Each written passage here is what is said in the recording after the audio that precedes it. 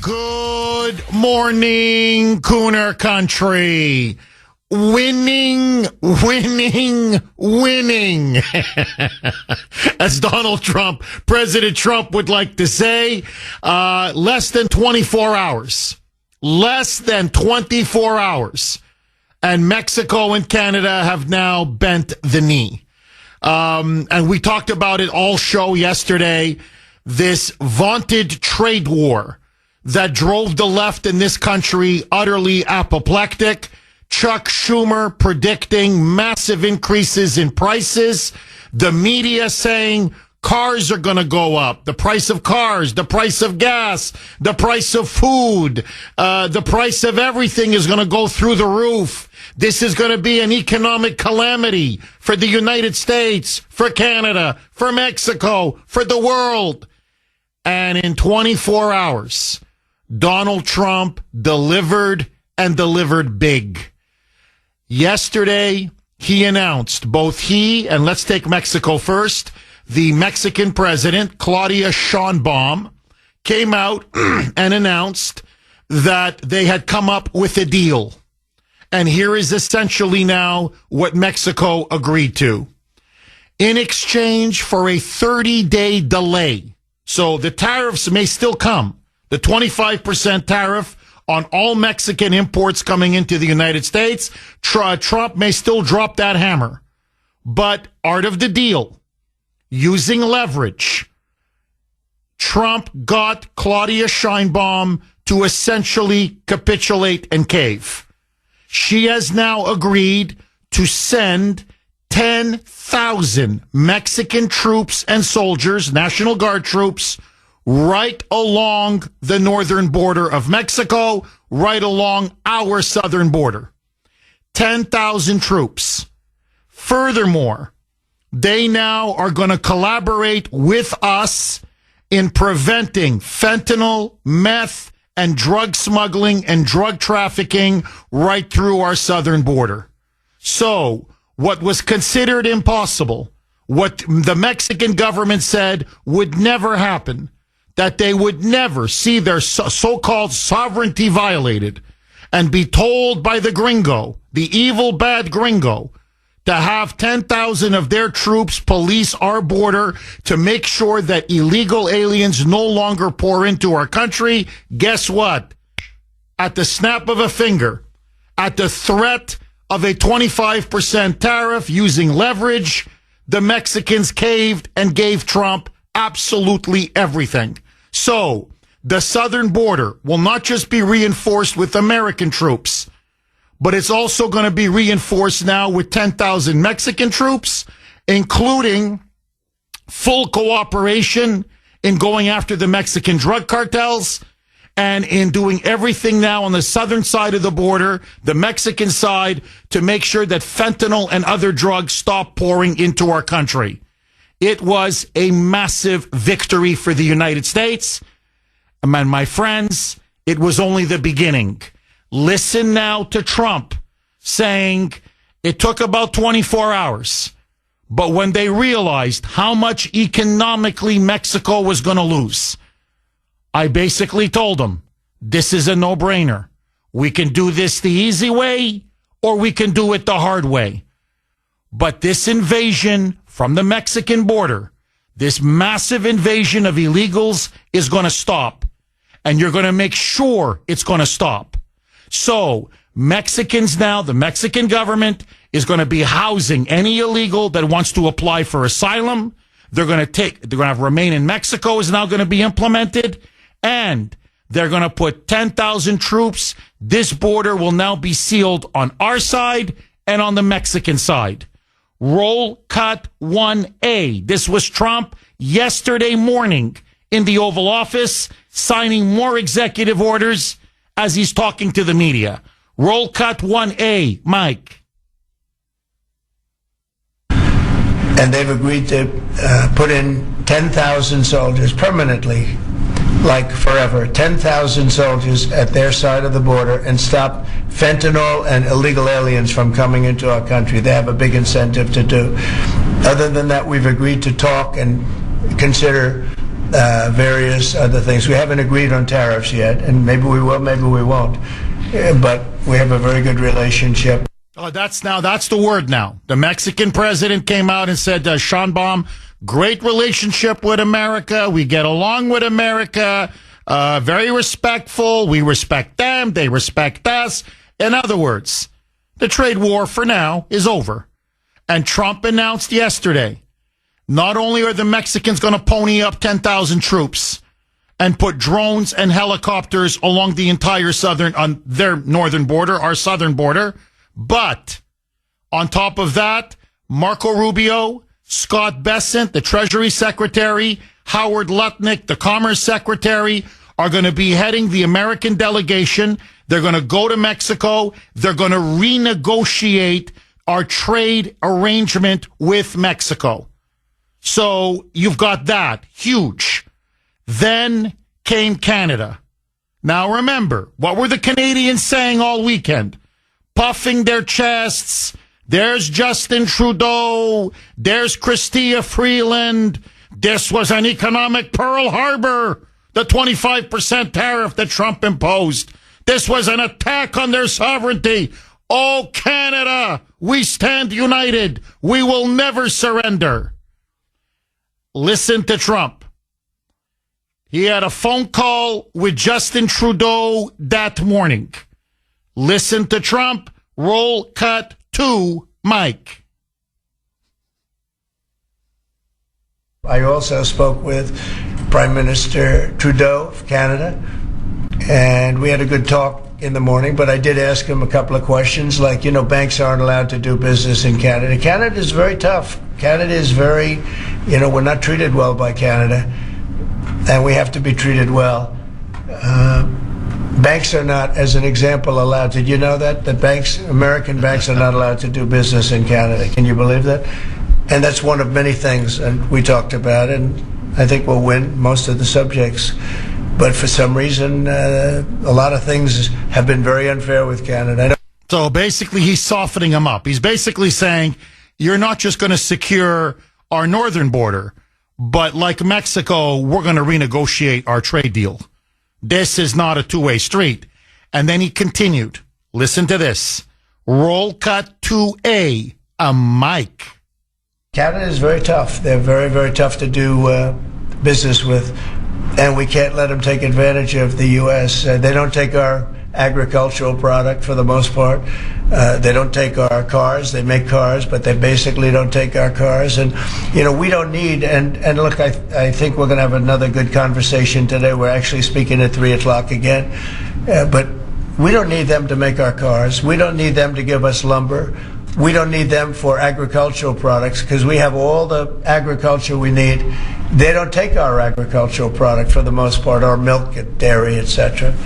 A little bit they do, but not much. We take theirs. Bingo. See? Bingo. Remember I talked about this on the show yesterday? Yes, they have some quotas for some dairy products. They allow a little bit. But for the most part, they're hammering us with 270% tariffs, 298% tariffs, 251% tariffs on milk, cheese, butter. I could go right down. Chicken, meat, fish, right down the list. So Trump said, you know what? No, this, we're going to, like Mexico, that we're going to renegotiate. They had a call at 3 o'clock. Lasted about maybe 30 minutes. When everything was said and done, Canada waved the white flag. Tough guy Justin Trudeau, Chrystia Freeland, that whole corrupt woke cabal in Ottawa folded like a cheap suit. So the Canadian government, after telling us, I don't know how many months now, there's no problem with fentanyl coming in. There's no problem with illegals coming into the United States. Guess what? There's a problem. And there's such a problem that the Canadian government has now agreed 10,000 law enforcement personnel combined with military are going to be placed on our northern border, their southern border, to prevent illegal aliens from pouring into the United States. They are now going to set up a fentanyl czar to crack down on all of the fentanyl and meth labs that are being created in Canada and then used to funnel it into the United States. And there's going to be a joint task force, a joint strike force between the United States and Canada, where Canada is going to be using helicopters, drones on their side. We're going to be using helicopters and drones on our side. And we are going to hammer the drug cartels, the drug traffickers, and the human traffickers. In other words, Trump just got Canada to seal and secure their side of the border. He has won. And like Mexico, Canada now is going to get a 30-day delay to renegotiate our unfair trade relationship. Trump took Trudeau, put him over his knee, and he broke him. He broke his back. Winning, winning, winning. It's called art of the deal, baby. Okay, my friends. Oh, is America back or what? Trump yesterday pulled off 2 sensational victories. Mexico and Canada essentially have now bent the knee. They have agreed on both sides. 10,000 troops. Well, the Mexicans have agreed to 10,000 troops on our southern border. They'll be now securing it on the other end.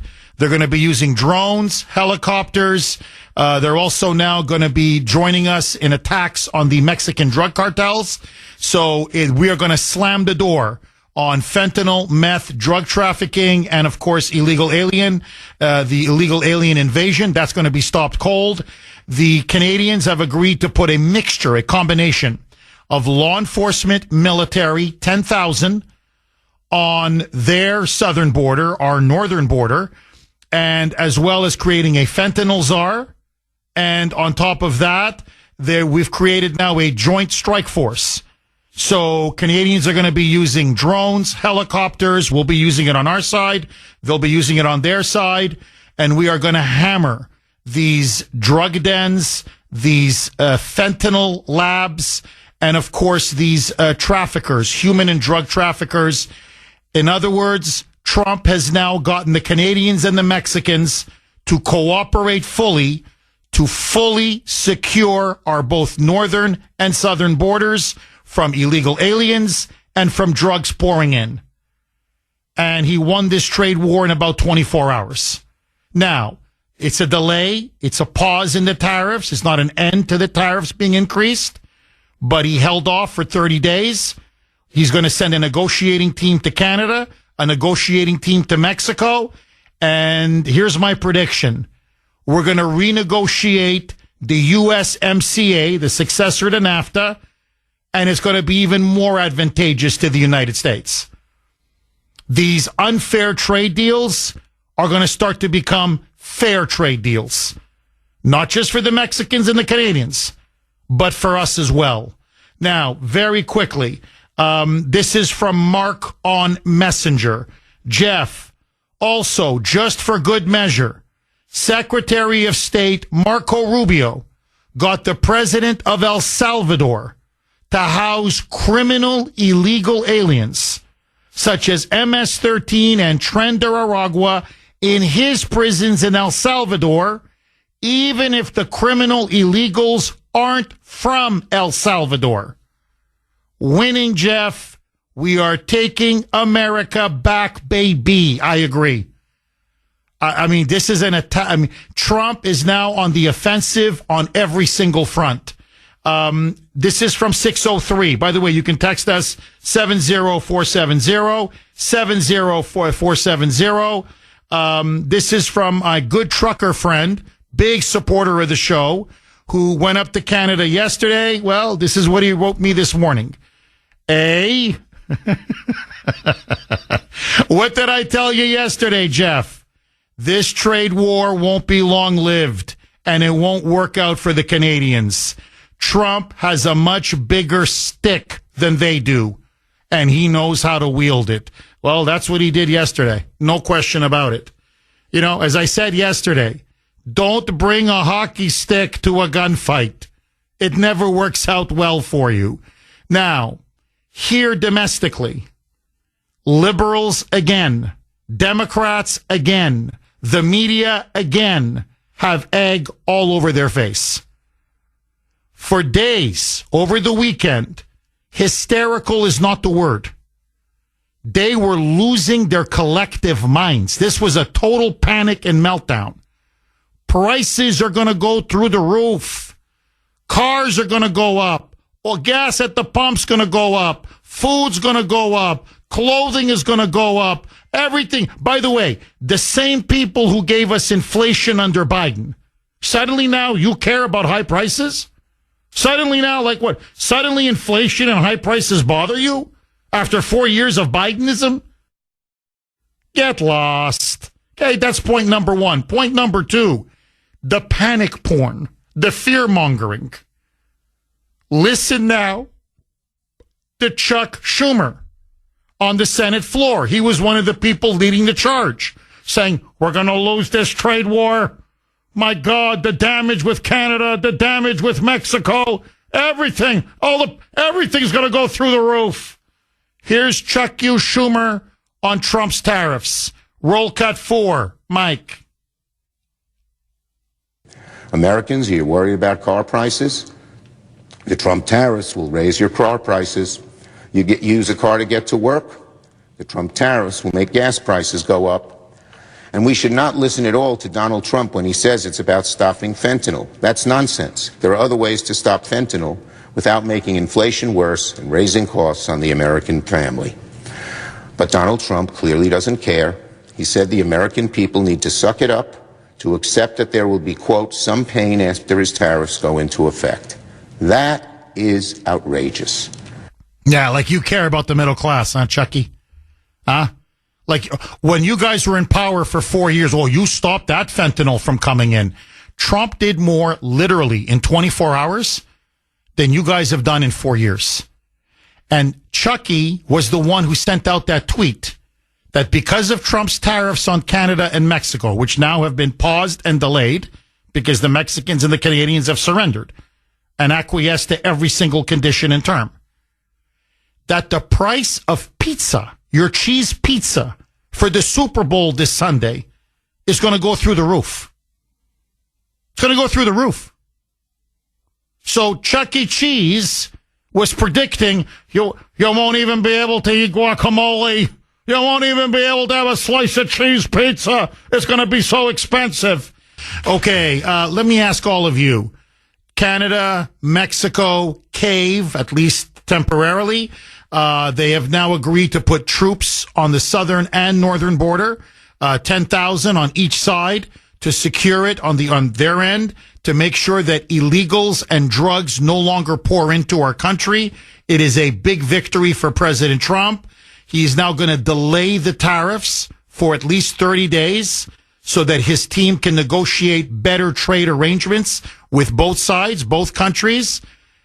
Do you like the way Trump is conducting business?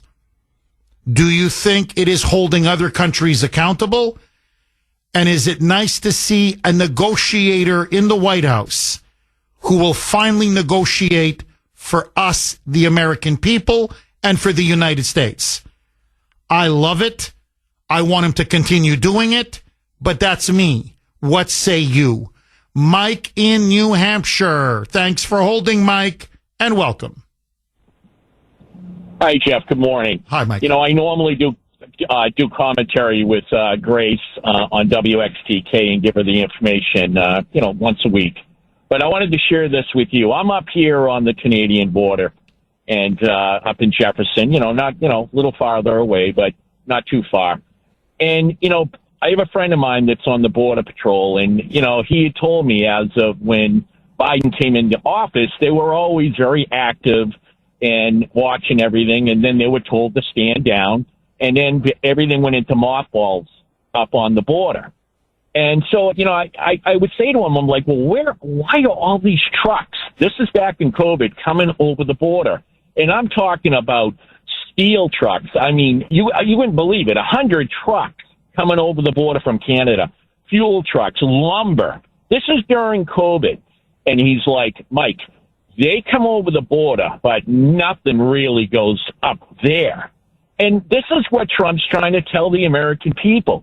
they have taken advantage of America for the last 4 years, or maybe even longer. I mean, Trump tried to straighten it out, and now he's straightening it out again. And now the border, I guess he got a communique about 10 days ago, and now they're back at work where they were sitting on their duffs, not doing anything for 4 years. This is crazy. And now we got a guy in there that's doing the job and carrying the water for America. So, the Democrats, they were trying to destroy America, and they were doing a good job of it. And you're right. We wouldn't have lasted another 4 years with another Democrat in office. That's the story. Oh, there's no question. Look, Mike, and I love the call. Honestly, love the call. Great information. I think you're 1,000% correct. Just to add to what you're saying, look, Trump understands what's happening on the northern border, on the southern border. And what I just find incredible is, and there's no other word, I'm sorry to use this word, but to me, if the word is apt, use it. The traitors in the media and the traitors in the Democratic Party, a demagogue like Chuck E. Cheese, okay, Chuck Schumer, to go on about cheese pizza this Sunday and say, oh, when you're watching your Super Bowl, wait till you see when the cheese pizza comes in, how much it's going to cost you because Trump has dared to impose a 25% tariff on Canada and Mexico. The fear-mongering, when he knows perfectly well the cost of cheese pizza is not going to go up, the cost of guacamole, the cost of your chips, the cost of your salsa, the cost of your popcorn, your peanuts, whatever you eat for snacks when you watch the Super Bowl, it's not going to go up. And he knows the fentanyl that's coming in. He knows the drugs that are pouring in. He knows the illegals and the terrorists that are coming in from both the southern and the northern border. And by the way, that's a big thing, Trump. I forgot to mention that Trump negotiated with Trudeau. It's not just the 10,000 Canadian troops and law enforcement they're going to have to put up, and the helicopters and the Joint Strike Force and the fentanyl czar. Trump said, listen, I don't want terrorists coming into Canada and then from Canada coming into the United States as they did under Biden. Hundreds and hundreds and hundreds of them. So either you guys start screening them and prevent them from coming in, or we're going to hold you responsible. Now, what self-respecting person wouldn't agree with that? What if you love this country? Don't you care that drugs are killing our kids? Don't you care that terrorists are coming in? Don't you care that gangbangers and criminals are coming in? And that Schumer, Chuck E. Cheese, would stand there and say, oh, the cost of everything's going to go through the roof, when, as you pointed out, Mike, Biden, Chuck E. Cheese, the Democrats drove this country into the ground. Inflation skyrocketed under their watch. So they didn't care about the cost of cheese under Biden for 4 years, or cheese pizza, or chips and guacamole and salsa and food and vegetables and fruits and gas and cars. Now, when Trump wants to put America first and defend our borders and our sovereignty and our people, suddenly, Mike, Chuck E. Cheese is saying we can't afford even cheese pizza. What say you, Mike? I'll say it like this. A lot of people don't know that Trudeau he's on his way out anyways, because even the Libertarian Party have given him the door. But this is a guy that would rub elbows with, the EPRA, as they say, of Venezuela, or go on Cuban trips and rub the elbows with those commies. And, now we're going to be investigating Doge, and you're going to find out, really, that's just the tip of the iceberg on where all that slush money and that fat for all the lobbyists have been making all this money on this department that no one talked about, with billions of dollars going to foreign entities. Or even like they said last week, why would you need to send 9 billion condoms to Israel for $1 billion? This is ridiculous, and Trump's exposing all of this. And that's why the Democrats are pulling their hair out of their head, because they know that the game is over, and all this slush money and these lobbyists Same thing with Warren and the pharmaceuticals, everything. It's going to lead to all these people's demise, and they're going to get voted out because it's going to open the eyes of American people, Democrats and conservatives, to what's really been going on with the Democratic Party. Brilliant. You have a good Mike, day. Absolutely brilliant. Thank you for that call, Mike. 617-266-6868. Steve now, we're on the northern border. Let's get close to the southern border. Steve in Houston, Texas. Steve, thanks for holding and welcome. Jeff, good morning. And all I have to say is, wow.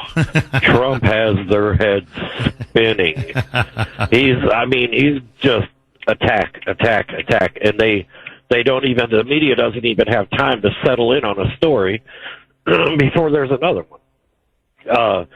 And I think that their biggest mistake was screwing Trump over in 2020.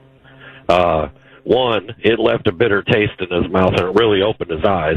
And it gave him the last 4 years of putting together a real plan. And they really messed up. And I promise you they're kicking themselves right now. Well, Steve, I agree. And let me just reinforce what you're saying because I want to piggyback off because you're so right. Marco Rubio, I was skeptical of him. I'm still going to watch him with a careful eye because of his past. But so far, I got to say, man, little Marco is gone. Those days are over. The deal he just made with Panama over the Panama Canal. So the Panamanians now have said the Chinese are out. They're going to kick the Chinese out of the Panama Canal completely. So he made that deal. He just made a deal with El Salvador. They're going to be taking God knows how many of our criminal illegals, not just El Salvadorians, but MS-13 Trend or Aragua, if they come from Venezuela, if they come from Mexico, if they come whatever, he'll take them for a small fee. El Salvador is going to put them in their supermax. They got a super prison down there. So you've got Mark, and by the way, he's going to take over acting director, USAID. I'm going to get to that very soon. He and Elon are exposing what Mike was talking about, the incredible corruption now in our foreign aid program. It's all starting to come out. So the team that Trump has put together, whether it's Elon, whether it's Tom Homan as border czar, Rubio right now is impressing me a lot as Secretary of State. I could go on and on and on. You can tell he had 4 years to put together an agenda, a strategy, the people to execute it. And Steve, right now, they're clicking on all cylinders. Final word to you, my friend. Yeah, I agree. And I'll tell you what, down here in Houston, the majority of the people down here are Mexicans. And ICE has just been going from job site to job site, just clearing them out. And the majority of the Mexicans down here approve of it. And, they know it's hurting our economy and it's hurting, there's less jobs for them. They're getting paid less because, these illegals are coming in and doing the job for half price. So illegals hurt everybody. Yes, sir. You're dead on. It doesn't matter. Race, color. 617-266-6868 is the number. Okay, let's load up those phone lines. Couple lines are open if you want to jump on. All right, Kuhner Country, I want to pivot, obviously, very soon to the big story regarding USAID. This is our massive foreign aid program. Trump and Musk now want to shut it down. And you're not going to believe the massive criminality, corruption, that Musk has now exposed just in the last 48 hours. I'm telling you, it's going to blow your mind. However, before I do, let me ask all of you, let me be a little bit provocative. And not to be provocative for the sake of being provocative, but to be honest, let me give you my take on tariffs very quickly and what Trump should do going in the future. And tell me if you agree or disagree. And we'll take a couple calls and then we'll move. 617-266-6868 is the number. I understand it's a pause. It's a 30-day delay. Trump is going to renegotiate with Mexico and Canada, our unfair trade relationships. So the days of those two countries and other countries taking advantage of us are over. And I'm with Trump all the way. But let me be brutally honest with you like I'm in the confessional. I look at Mexico and I look at Canada. And I've touched on this before, but I really want to make this point now up front. Mexico spends about 0.7% of its entire GDP on the military. There's hardly any country in the world that spends less on their military than Mexico. I think Mexico spends something like, $17-20 billion. It's peanuts on their military. Canada, by the way, a member of NATO, so they're obligated by treaty to spend 3% of their GDP on military. They only spend about 1.3%. It's about, $27 billion or something like that. It's peanuts. They spend almost nothing on their military. Now, you're saying, well, Jeff, what does this have to do with the United States, with tariffs, with trade? The reason why Mexico and Canada can spend so little on their military is because they can use the rest of that money that they should be spending to defend themselves on welfare, social programs, whatever they want to spend their money on. Okay? We, on the other hand, spend $950 billion a year. Let's not quibble over $50 billion. Basically $1 trillion a year on our military. What is it? 3.5% of our GDP? So we don't just hit our NATO obligations, we surpass our NATO obligations. Canada has been getting a free ride off of us. Mexico has been getting a free ride off of us for decades. Literally decades. And they know we protect them. We protect Canada. Canada doesn't protect Canada. We protect Canada. Mexico doesn't protect Mexico. We protect Mexico. No one is ever going to attack Mexico because they know we will defend them. No one is ever. Putin wants oil in the Arctic. He knows if he makes a move against any Canadian ships or on Canadian territory or on Canadian sovereignty, we're going to defend Canada. So my point being, they have taken advantage of us just on the military national security front for so many years. I'm sorry. Hit them with a 25% tariff. A tax, a tariff, whatever you want to call it. To me, that's just basic. To me, you're paying for the security that we're providing you. It's the least you can do. If we're going to spend that much and we're going to essentially protect you for next to nothing because they're not spending much on their military. Okay, they're spending peanuts on their military. Well, I think we should get something out of it. And I'm not just talking about a level playing field in trade. No, 25%. In other words, okay, we'll protect you since you guys don't want to protect yourselves, but it's going to cost you. It's going to say we're going to get something in return. 25% tariff. Hit Mexico with 25%. Hit Canada with 25%. No retaliation. No nothing. Okay? That's the price of us protecting you. Am I wrong? Am I wrong? 617-266-6868. So what I'd like Trump to do, I don't think he's going to do it, because he's more than fair, to be honest. Everyone says, oh, he's this ruthless guy. No, he's fair and maybe even too fair, if you want to know the truth. I would come in and say, we'll renegotiate everything.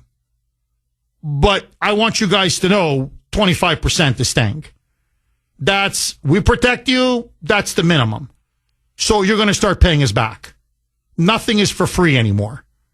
But again, that's me. I want to hear from you. Tony in Quincy. Thanks for holding, Tony, and welcome. Hey, Jeff. Tony. Two things. And I hope Trump's people are listening. If I was him right now, I'd come out, give a press conference, and on one side, I'd have pictures of thousands of people who died of fentanyl. On the other side, a little table with a Corona beer and a guac. And I'd say, this over here, this is who we're concerned with, and that's why we're doing the tariffs. Over here, this is what the Democrats are concerned about. End of story. Oh, I love it. Number two, Tony, that's a PR masterpiece, what you just described right now. Please keep going. The other thing I would do is, if I was him, and I hope he's doing this, I would be calling every Republican in the Congress, in the Senate, and telling them, we're going to Liz Cheney your ass unless you get on board. Because I'm sitting here going, soon, we're almost 3 weeks in. Okay, you don't get to pick his cabinet. We, the people, chose him to pick his cabinet. Okay, we're tired of this holdup. And why isn't all federal elections, you need an ID to prove yourself? Why isn't that on his desk to be signed right now? You know, Tony, it's amazing how, you and I think alike. This audience is incredible. It's like we read each other's mind or something. But I'm lying in bed last night. By the way, I think I'm coming down a little bit with the flu, Tony. So if I sound a little, my throat is scratchy and I sound all congested, it's because my daughter got it at school and my wonderful Ava now is giving it to me. Okay, but let that go, Tony. So as I'm lying in bed trying to sleep, but I can't because the flu I'm starting to get these symptoms, and I say to myself, where's Mike Johnson? Where's John Thune? I swear, like just exactly what you just said. I'm sorry. Why isn't there an election integrity bill already on his desk? Why is there no outside of Lake and Riley, which was a nice bill that he signed, don't get me wrong, but outside of the Lake and Riley Act, how come they're not moving in Congress? Like, he's got 100 days. Let's go. The clock is ticking.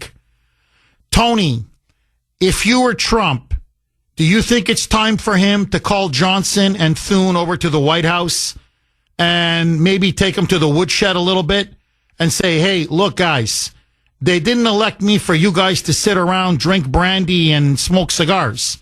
They elected me for you guys to get legislation flying out the door. Give me bills to sign. Is that what he needs to do, Tony? Where Thune gets his cojones, because he's in a real red state. And Trump could destroy his political career. Trump's got all the power. We're all with him. Okay, we're not with these guys. We're with Trump. Tony, I couldn't have said it better myself. Thank you very much for that call. Mel in New York. Thanks for holding, Mel, and welcome. Yes, good morning, Jeff. Thank you for taking my call. My pleasure. As I was just saying, thank you. As I was saying, Sandy, I'm embarrassed to be a resident of New York State with Chuck the Schmuck Schumer. Chuck E. Cheese. That's my new nickname for him, Mel. He's so concerned about cheese pizza on Super Bowl Sunday. So, Mel, forget all those people who died of fentanyl. Forget all the illegals pouring in. MS-13, the gangbangers, Tren de Aragua, the rapists. No, it's your cheese pizza on Sunday for the game, Mel. Chuck E. Cheese. This guy, he's an embarrassment, I tell you. But Sandy was saying, don't feel bad, because you guys got Warren and, what's his name? Malarkey. Oh, Markey over there. But, if Chuck Schumer was so concerned about what cheese pizza is going to cost and guacamole and what it's going to cost you to fill your car to go back and forth to work, then how come he allowed, what's his name, Dark Brandon, to shut down Keystone XL pipeline? Now, that's something that President Trump should have effective back in order and back being constructed again right away is the Keystone XL. But I don't hear anything from him saying anything about that. Get the Keystone back up and get it rolling. Oh, bingo. Mel, bingo. Look, if Schumer's the biggest fraud there is, him and McConnell, they really are two sides of the same coin. You can just see, even when you look at them, I'm serious, like, they look so venal, so corrupt. They've been in Washington so long. They're like a used up hooker, like a $10 streetwalker, who's been around on the street for 45, 50 years. I mean, that's how they look, really. They look so corrupted by power. And you see Schumer, and there he is, and he's on the Senate floor, and he's lying through his teeth, and he's owned by so many lobbyists. I don't even think he knows how many lobbyists own him. That's how many that own him. And Mel, look, you're completely right. Mel, I got to ask you, were you ever in doubt, in all honesty, that maybe Trump was biting off more than he can chew, taking on Mexico, taking on Canada, taking on China, imposing tariffs? Or did you feel that he had the whole thing under control the whole time? I was 1,000% in favor of President Trump, because these guys are going to bluster like Canada, who was at Castro's kid there. Trudeau. Justin. Trudeau. Yeah, and then the broad down in Mexico down there, the president down there. Oh, they're going to bluster like, flex their muscles like they're all this and that, in a bag of chips out on the schoolyard basketball court. And once you slam dunk them once or twice, a couple of good times, they're going to they're going to fold like a cheap suit. That was all bluster. They knew they had no shot at all of opposing what President Trump, had imposed upon them. That was all bluster. They're trying to get their people to think, I'm tough, I'm going to do this for you. Yeah, that was all a bunch of BS. It was all a bunch of BS on their part. They had no shot whatsoever. They couldn't have outrun a fat man uphill with what they were trying to pull. You know what I mean? So, Mel, thank you very much for that call. Well, they surrendered awfully fast, I got to tell you. Quicker than when the French surrendered to the Germans in World War II. I mean, man, did they cave. I'm like, that's it? It's over already? That's it? Trudeau, 2 phone calls. The Mexican president, Sheinbaum, it didn't even take 1 phone call. She already surrendered by the morning. At least Trudeau held out till 3 o'clock in the afternoon. Let's go to Dan in New Hampshire. Thanks for holding, Dan, and welcome. Thank you, Jeff. These are some of the great words. I mean, I totally agree with President Trump, first of all, on the tariffs. 1,000%. Okay? And it's simple as this. And this is Trump's words. I've been to a lot of rallies. I've watched a lot of him on the TV and stuff. And he said, it's time for the U.S., United States, to return to a system that made us richer and more powerful than ever before. Did you know that the United States from 1870 to 1913 was funded on all tariffs and was the richest period of history of the United States, relatively speaking, in other words, relatively. And they set up the Great Tariff Commission in 1887, and this commission had one function: what to do with all the money we took in. It was so enormous. They had no idea. The Blue Ribbon Committee, it was set up in 1887, what to do with all the money. And it had, again, Teddy Roosevelt was beneficiary when McKinley was killed. Bingo. He took over a vast sum. Bingo. Dan, I'm telling you right now, you are quickly becoming one of our best callers. I'm serious. You hit the nail right on the head. People, now what you just said now, please, all of you listening, the media has not figured Trump out. The left has not figured Trump out. All of these multi-million-dollar talking heads on TV who pretend like they know what they're talking about and they don't, haven't figured Trump out. Dan just did. If you look at Trump's speeches and interviews that Trump has given, his political heroes. I mean, yes, he loves Lincoln. Yes, he loves Reagan, of course, and but the presidents that he models himself on is William McKinley and Theodore Roosevelt. And he says this. He goes exactly what Dan is talking about. I love McKinley and I love Theodore Roosevelt. I am in that brand of Republican. I am a nationalist Republican. And what he says is the key to American success then, which made us the preeminent power in the world, and the key to making us the preeminent power again is low taxes at home, deregulation, unleash private sector, the free market, but have strong tariffs, especially against our enemies.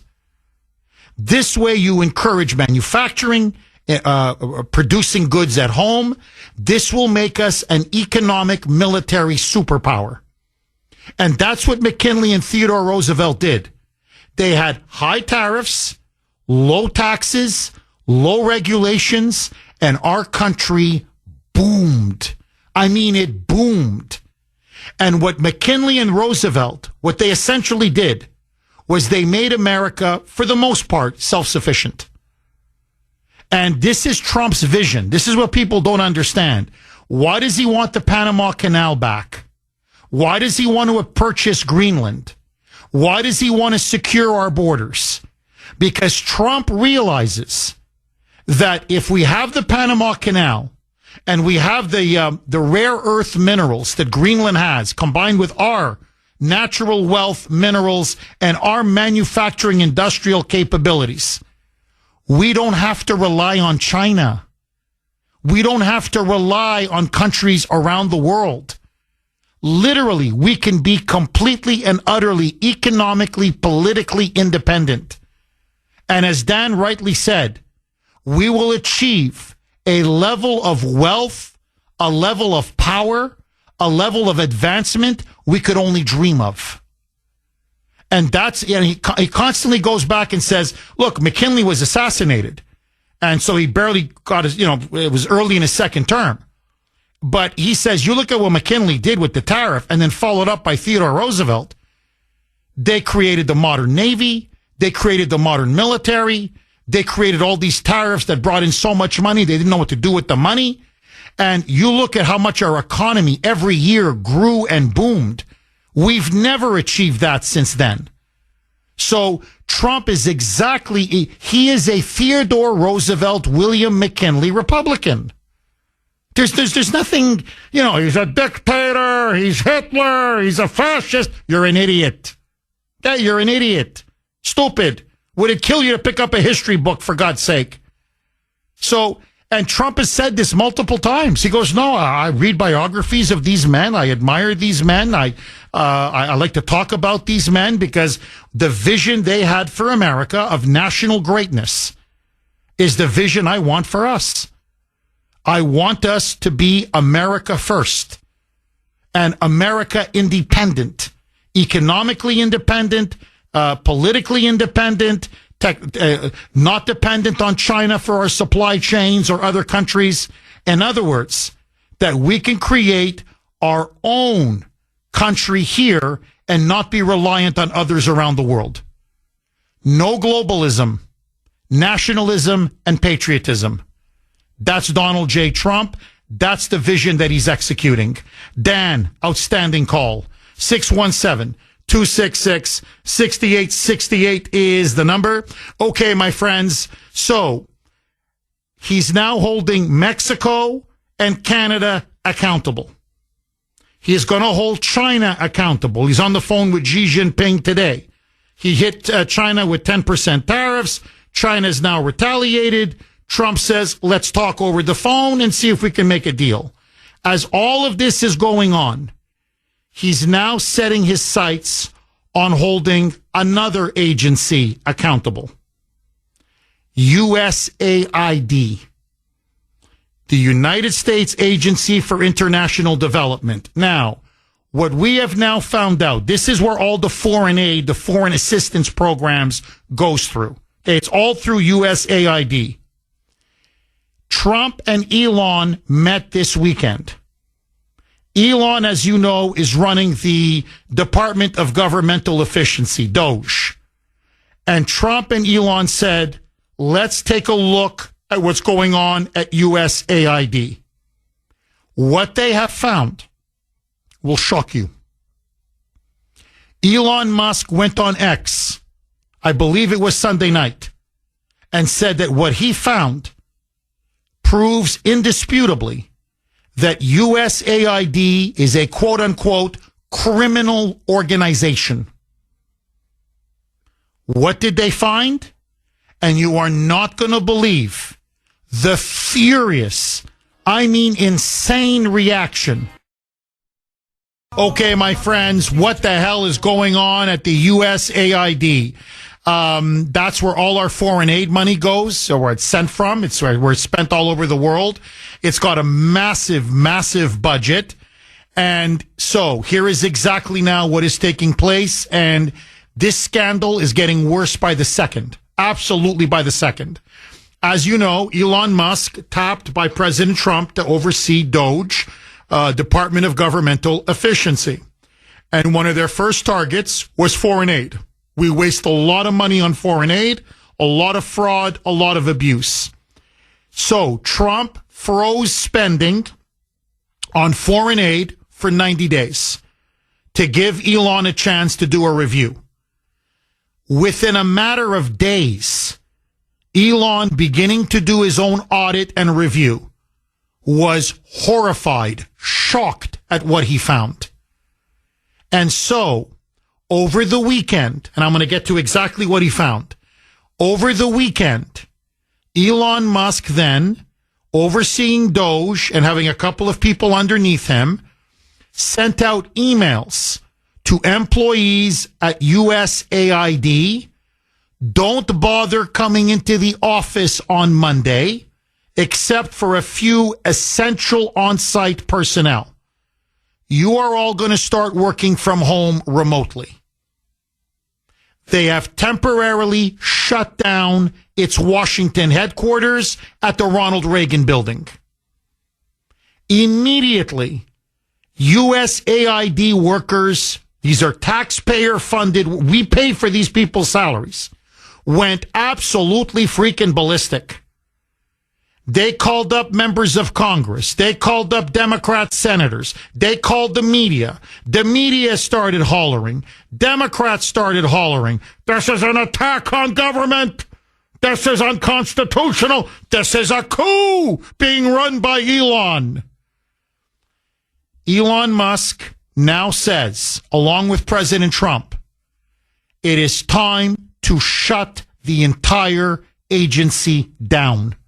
It was created over 50 years ago in the early 1960s to try to help influence countries around the world, maybe do some good in terms of alleviating global poverty and helping with some development programs. And instead, it has become an absolute, not just a public boondoggle, but as Elon has now exposed, it has become a front for the CIA.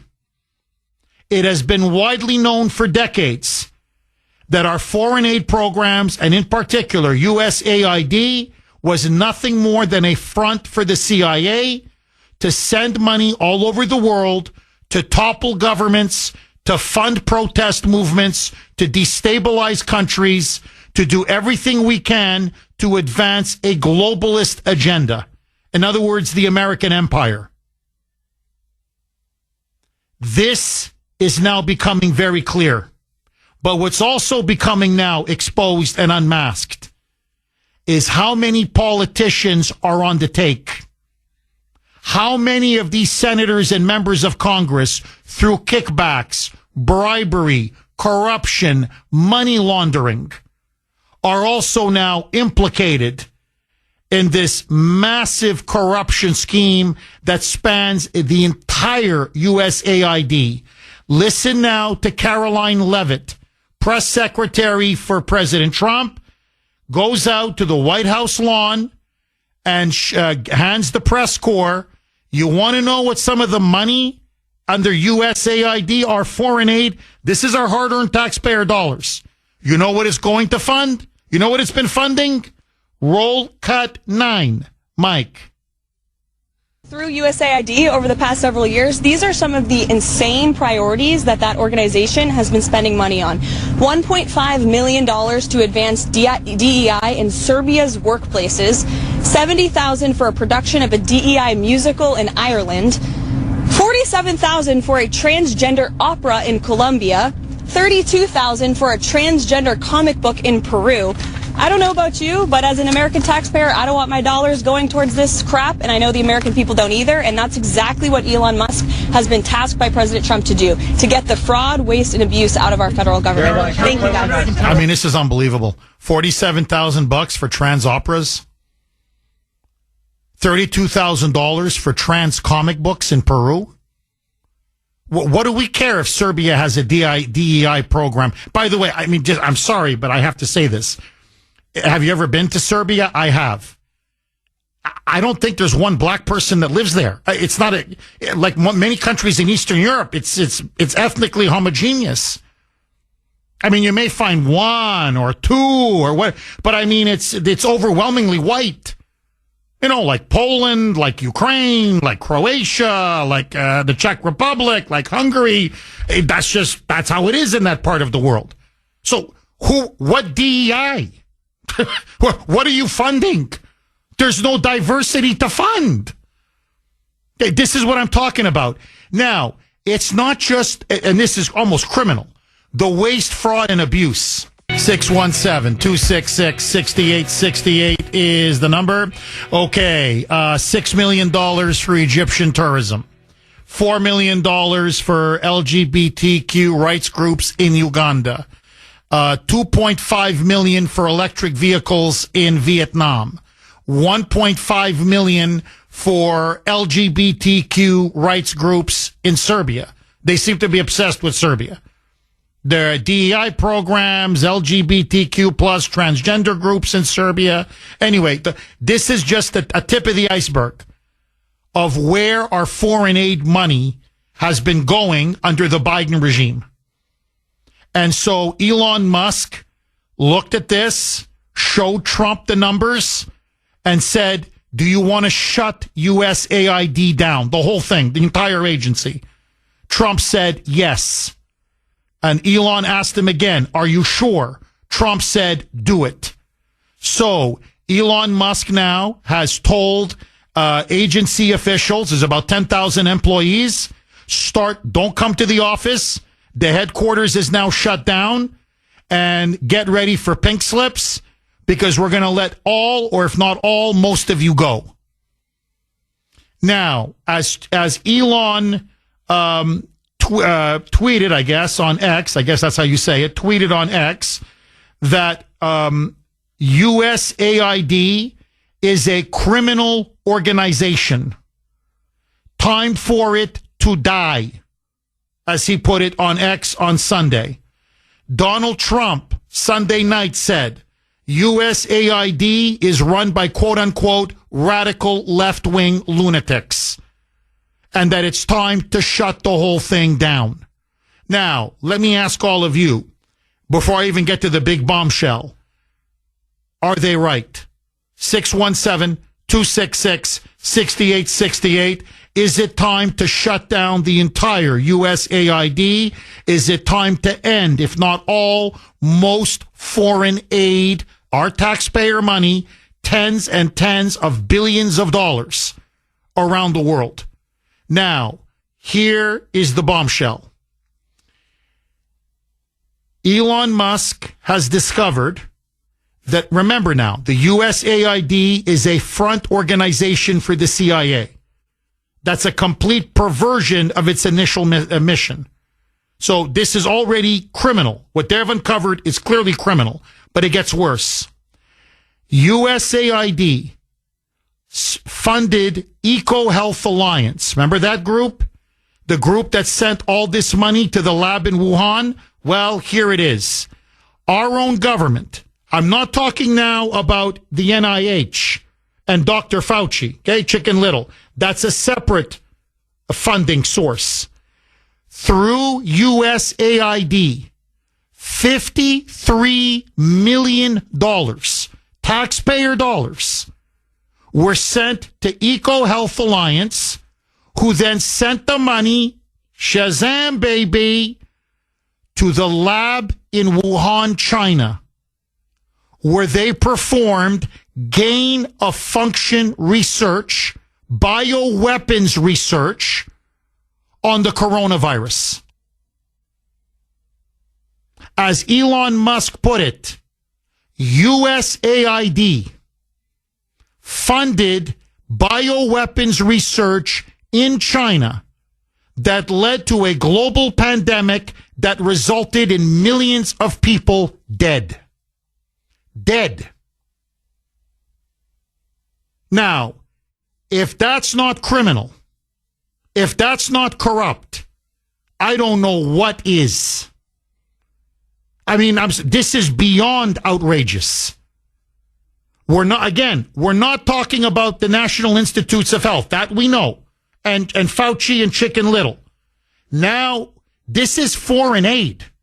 Now, let me just say this right out of the bat, okay? Right out of the gate. Foreign aid, in theory, isn't this supposed to go to Africa to help them really feed children, hungry, starving children in Africa? Help them develop fresh sources of water? Isn't this about, I don't know, economic development in the Amazon? Those poor indigenous peoples, and give them, helping them to farm and to get access to clean water and good medicines. That's, in theory, what our foreign aid is supposed to be going to. Instead, it went, forget the LGBTQ, oh, by the way, transgender HIV funding, not just HIV funding, transgender HIV funding in South Africa, okay? Or $6 million to promote tourism in Egypt. Okay, I could go on and on. So, but now we're funding bioweapons research illegally that led to the deaths of millions of people around the world and hundreds of thousands here in the United States. And the Democrats are complaining that Musk and Trump want to shut it down? When word got out yesterday that Elon had given the order, we're going to shut the headquarters down, we're going to shut much, if not all, of the agency down. Like moss to the flame. There was he's getting crazier by the day. Connecticut Senator Chris Murphy. I thought he was going to lose his mind. You have to see the tape of him. His eyes are like wobbling in his head. There's bouncing around in his head. He's yelling. He's screaming. You've got Massachusetts Representative, that clown, Jim McGovern. You've got Jamie Raskin. You've got Ilhan Omar. They're screeching, screaming, hollering. This is a coup. It's a constitutional crisis. Who's Elon to shut down USAID? Well, Elon was appointed by Trump to oversee Doge. And Elon is acting on the authority and under the authorization of the President of the United States. They're trying to paint Elon now, I kid you not, as this rogue entity. That he's just this rogue agent who's just, the wealthiest man in the world. He's doing what he wants to do. No. As he said repeatedly, as Trump said again yesterday, no, he asks me and he gets my permission. And if I tell him to do something, he does it. And if I tell him not to do something, he doesn't do it. I've appointed him to find efficiencies in government, to get rid of waste, fraud, and abuse. This is classic waste, fraud, and abuse. He has my full permission, my full backing, my full authorization. What are you talking about? I want you to listen now to New Jersey Senator Andy Kim. When I say the Democrats are going berserk, I thought they were going to get heart attacks yesterday. Anyway, they're now planning trying to impeach Trump. They want to impeach Elon. They now are trying to create like a human shield around USAID, around the agency. They now say they don't want employees to cooperate with Elon. They want employees to fight Elon, to not cooperate. In fact, many of them are saying they're not leaving their jobs. If need be, they're going to sue. They're going to go into the building itself and do sit-downs and force Elon to arrest them. It is all out defiance. Listen now to Senator Andy Kim. Roll cut, Democrat Moonbat. Roll cut 12, Mike. All weekend long, I was getting calls and phone calls from people that I worked with at USAID before, people that are there now, people who have been disrespected by this administration that pushes them to the side, basically calls them criminals, and tells them not to show up to work today. In fact, I went inside trying to speak to the acting administrator, Gray. Unfortunately, was not able to meet with him, and I'm going to continue to try today to be able to meet with the acting administrator because I want to hear straight from him. These are the orders that he gave. You have mysterious people within this new administration sending out emails across the entirety of USAID telling them not to show up. So notice now, mysterious emails. In other words, that there's these shadowy forces that are operating behind the scenes in the shadows. I want to play one more cut on the other side, and then I want to go right to your calls. Now, listen to this. They're trying to claim that Elon even has a secret paramilitary force, I swear to you, that he's using to bully, intimidate, and fire federal government employees. You want to talk about crazy conspiracy theories? Okay, listen now to New Jersey Senator Andy Kim. He's very upset. They were yesterday. They were protesting, hollering, screaming, shouting. How dare Elon and Trump now threaten to shut down USAID? They're in front of its headquarters. And listen now to him start to peddle conspiracy theories about Elon. Roll cut 12A, Mike. I talked to this. I talked to the security guard.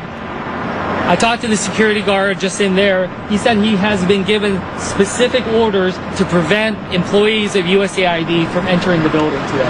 And I just find that to be absolutely ridiculous. This is no way to govern. This is no way to treat public servants. And this is no way for us to conduct our foreign policy as a country. Okay. Sorry, it was the previous cut. You have mysterious people within this administration sending out emails across the entirety of USAID. So here are the same Democrats. Just stand back for a second, okay, objectively, who pushed everybody to work from home. Everybody had to work remote during COVID, remember? To this day, you have federal employees, hundreds of thousands of them. They haven't gone to the office in 4 years. And Trump has given them an ultimatum. I think they have until, a couple more days. And he says, look, either you show up at the office like every other human being in the United States who works, or we're going to fire your ass. You're not going to be working from home remotely for the rest of your life. So everybody else shows up at the office. You got to show up at the office. You're taxpayer funded. The taxpayers pay your salary. Get your ass out of your pajamas. Go and work at the office. The Democrats are, no, how dare you do that? Oh, my God, he's threatening them with their jobs. How dare you do that? Now, when they say, no, you're going to work remotely for the time being until we decide whether you still have a job. All of a sudden, they're not allowed to come into the office? What the hell's going on here? Yeah, they're about to be laid off. They're about to be given the pink slip. And why are they about to be given the pink slip? Let me play it again. This is why. This is where our money is going. Roll cut 9, Mike.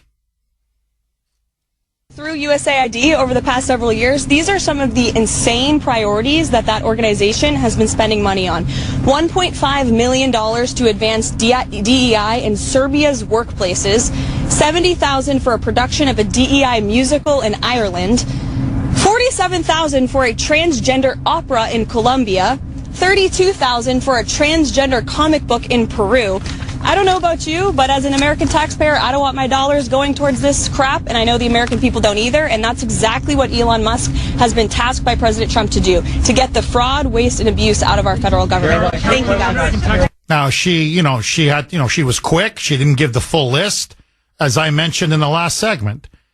$6 million for tourism in Egypt. $6 million. $4 million to promote these LGBTQ plus, basically transgender groups in Uganda. Transgender HIV funding, $4 million in South Africa. I mean, I could go on and on and on. Again, with Serbia, 1.5 million transgender groups in Serbia on top of the DEI. Now, you're telling me this isn't an absolute corruption of our money? What are these people at USAID doing all day? So, what Elon has now done, God bless him, along with Trump, everything is being approved by Trump. He greenlights all of this. Is he's now made, forgive me, I'm battling the flu. Marco Rubio as acting director of USAID. And Rubio's now saying, we're going to clean up the mess. Someone's got to clean up the mess. Listen now to Rubio saying what we have now found, just in terms of the misspent money, is beyond shocking and beyond disturbing. Listen now to Rubio. Roll cut 10, Mike. Are you currently in charge of USAID? I'm the acting director of USAID. I've delegated that authority to someone, but I stay in touch with him. And again, our goal was to go in and align our foreign aid to the national interest.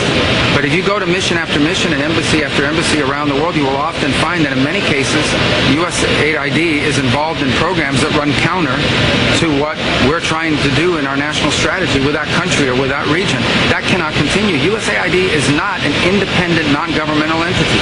It is an entity that spends taxpayer dollars, and it needs to spend it, as the statute says, in alignment with the policy directives that they get from the Secretary of State, the National Security Council, and the President.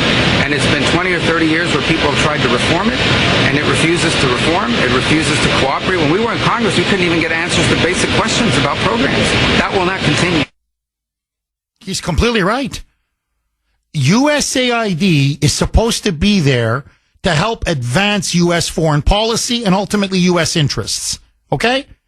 Instead, and this is now what we're really finding, it's an engine, a source of massive money for the New World Order.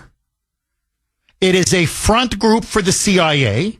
That's now, and notice what they're funding. What they're funding tells you everything you need to know. Diversity, equity, and inclusion. They're exporting radical leftism around the world. Transgenderism and the homosexual rights movement in traditional countries, especially across Africa and in Eastern Europe, which are much more, traditional morality and traditional societies.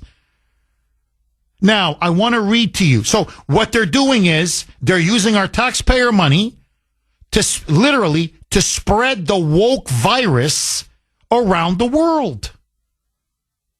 Now, I'm going to start taking calls, I promise. This is a quote that should send chills down the spines of every patriotic American. After this scandal now is blown wide open, we now, as Elon has discovered, USAID, this is foreign aid, went to fund the coronavirus and the gain of function, the bioweapons research in Wuhan, the Wuhan lab in China. They created a pandemic that killed millions of people. You see what else they're funding. The president of El Salvador, Nayib Bukele, hope I'm pronouncing his last name correctly. If I'm not, I mean no offense. This is what he said. Now remember, this is the leader of a Central American country who's been at ground zero in the migration crisis. He's also been a country that's been the recipient of USAID aid. He just blew the whistle, saying it's even worse than what Elon and Trump have uncovered. Now listen to this. Here's what he said on social media. Quote, most governments don't want USAID funds flowing into their countries because they understand where much of that money actually ends up. While marketed as support for development, democracy, and human rights, the majority of these funds are funneled into opposition groups, non-governmental organizations with political agendas, and destabilizing movements. At best, maybe 10% of the money reaches real projects that help people in need, parentheses, there are such cases. But the rest, meaning over 90%, is used to fuel dissent, finance protests, and undermine administrations that refuse to align with the globalist agenda. My friends, ladies and gentlemen,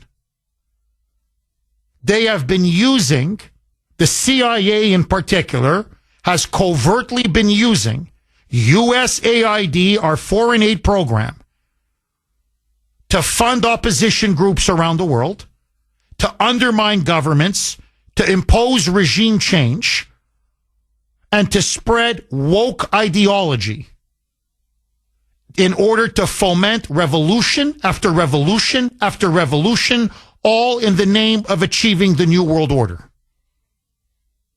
All, as Bukele said, you think they care about El Salvador? You think they care about the poor people in El Salvador? Yeah, a couple projects here, a couple projects there. They're there. This is all about spreading the globalist agenda. Undermining governments that the CIA opposes, undermining patriotism, undermining nationalism, undermining traditional morality, undermining traditional societies. This is what our remember, it's foreign aid. You're there to help the poor and the sick and the needy. This is a criminal organization. This is a corrupt organization. This is an organization that to me has no moral legitimacy whatsoever. Whatever its original intent, it has now become completely perverted from what it was originally intended. To me, shut the whole thing down. Agree, disagree. Jim in Florida. Thanks for holding, Jim, and welcome. Hey, Jeff. Thanks for getting me on. My pleasure, Jim.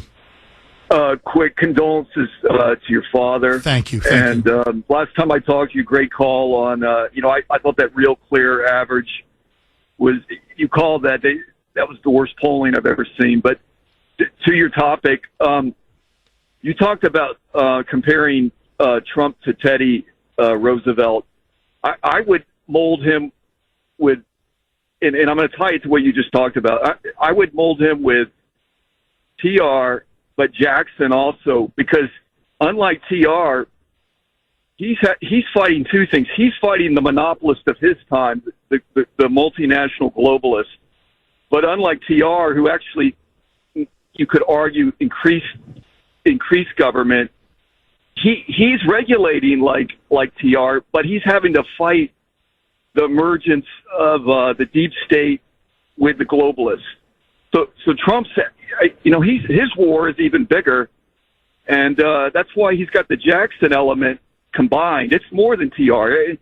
Look, Trump has. No, you're right. No, Jim, look, you're right, because Andrew Jackson was a great populist, right?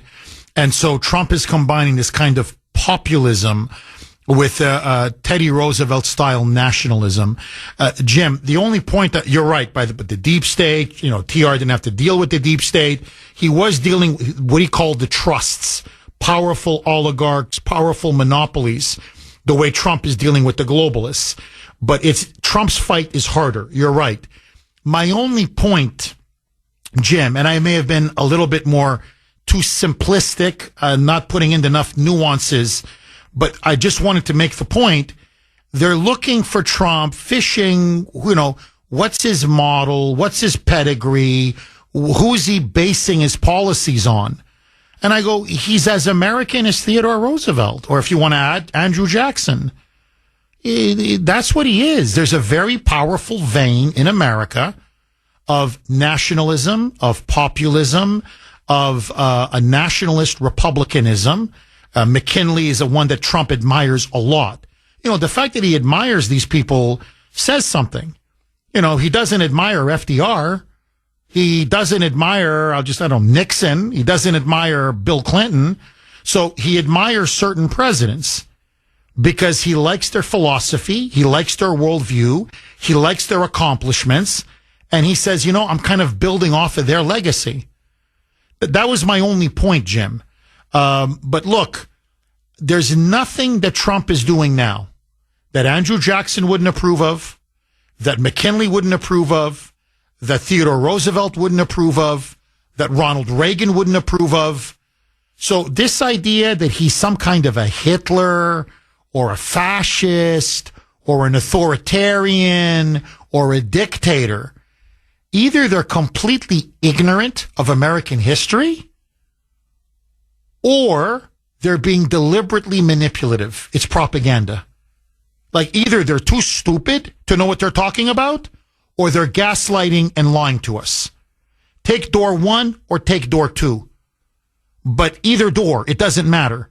These people are idiots. That's my ultimate point. They don't know what they're talking about. Please, Jim, the floor is yours. And, you know, part of this, too, you got to throw in academia. Academia, who creates history, they draw the narrative. They're brainwashed, too. Very few. The guy out right now that's really good, I'm just blank on his name. He's on. He's actually an historian that gets it. But is it Victor Davis Hansen? Correct. Yeah, that's the name. Yeah, he's excellent. But he's absolutely excellent. Right. But what I'm trying to say is, academia, most of them are brainwashed. The media, they don't get it. They don't study and look at it objectively and analytically. And the Jackson element's very important because in a lot of ways he is much more like TR, but he's got the cojones that Jackson had, and he will use it, and he stands up for the working class more than Teddy. Well, I mean, Teddy Roosevelt did break the monopolies, but I see it as a real combination. And I think in a way he's really, what he's having to fight is bigger than even what Roosevelt had to fight. It's more on line with what Jackson was going against. It's a combination of, as you said, of the multinational corporatists who are in bed with the deep state. And even TR didn't have to fight that. And yet he's successfully breaking this thing apart.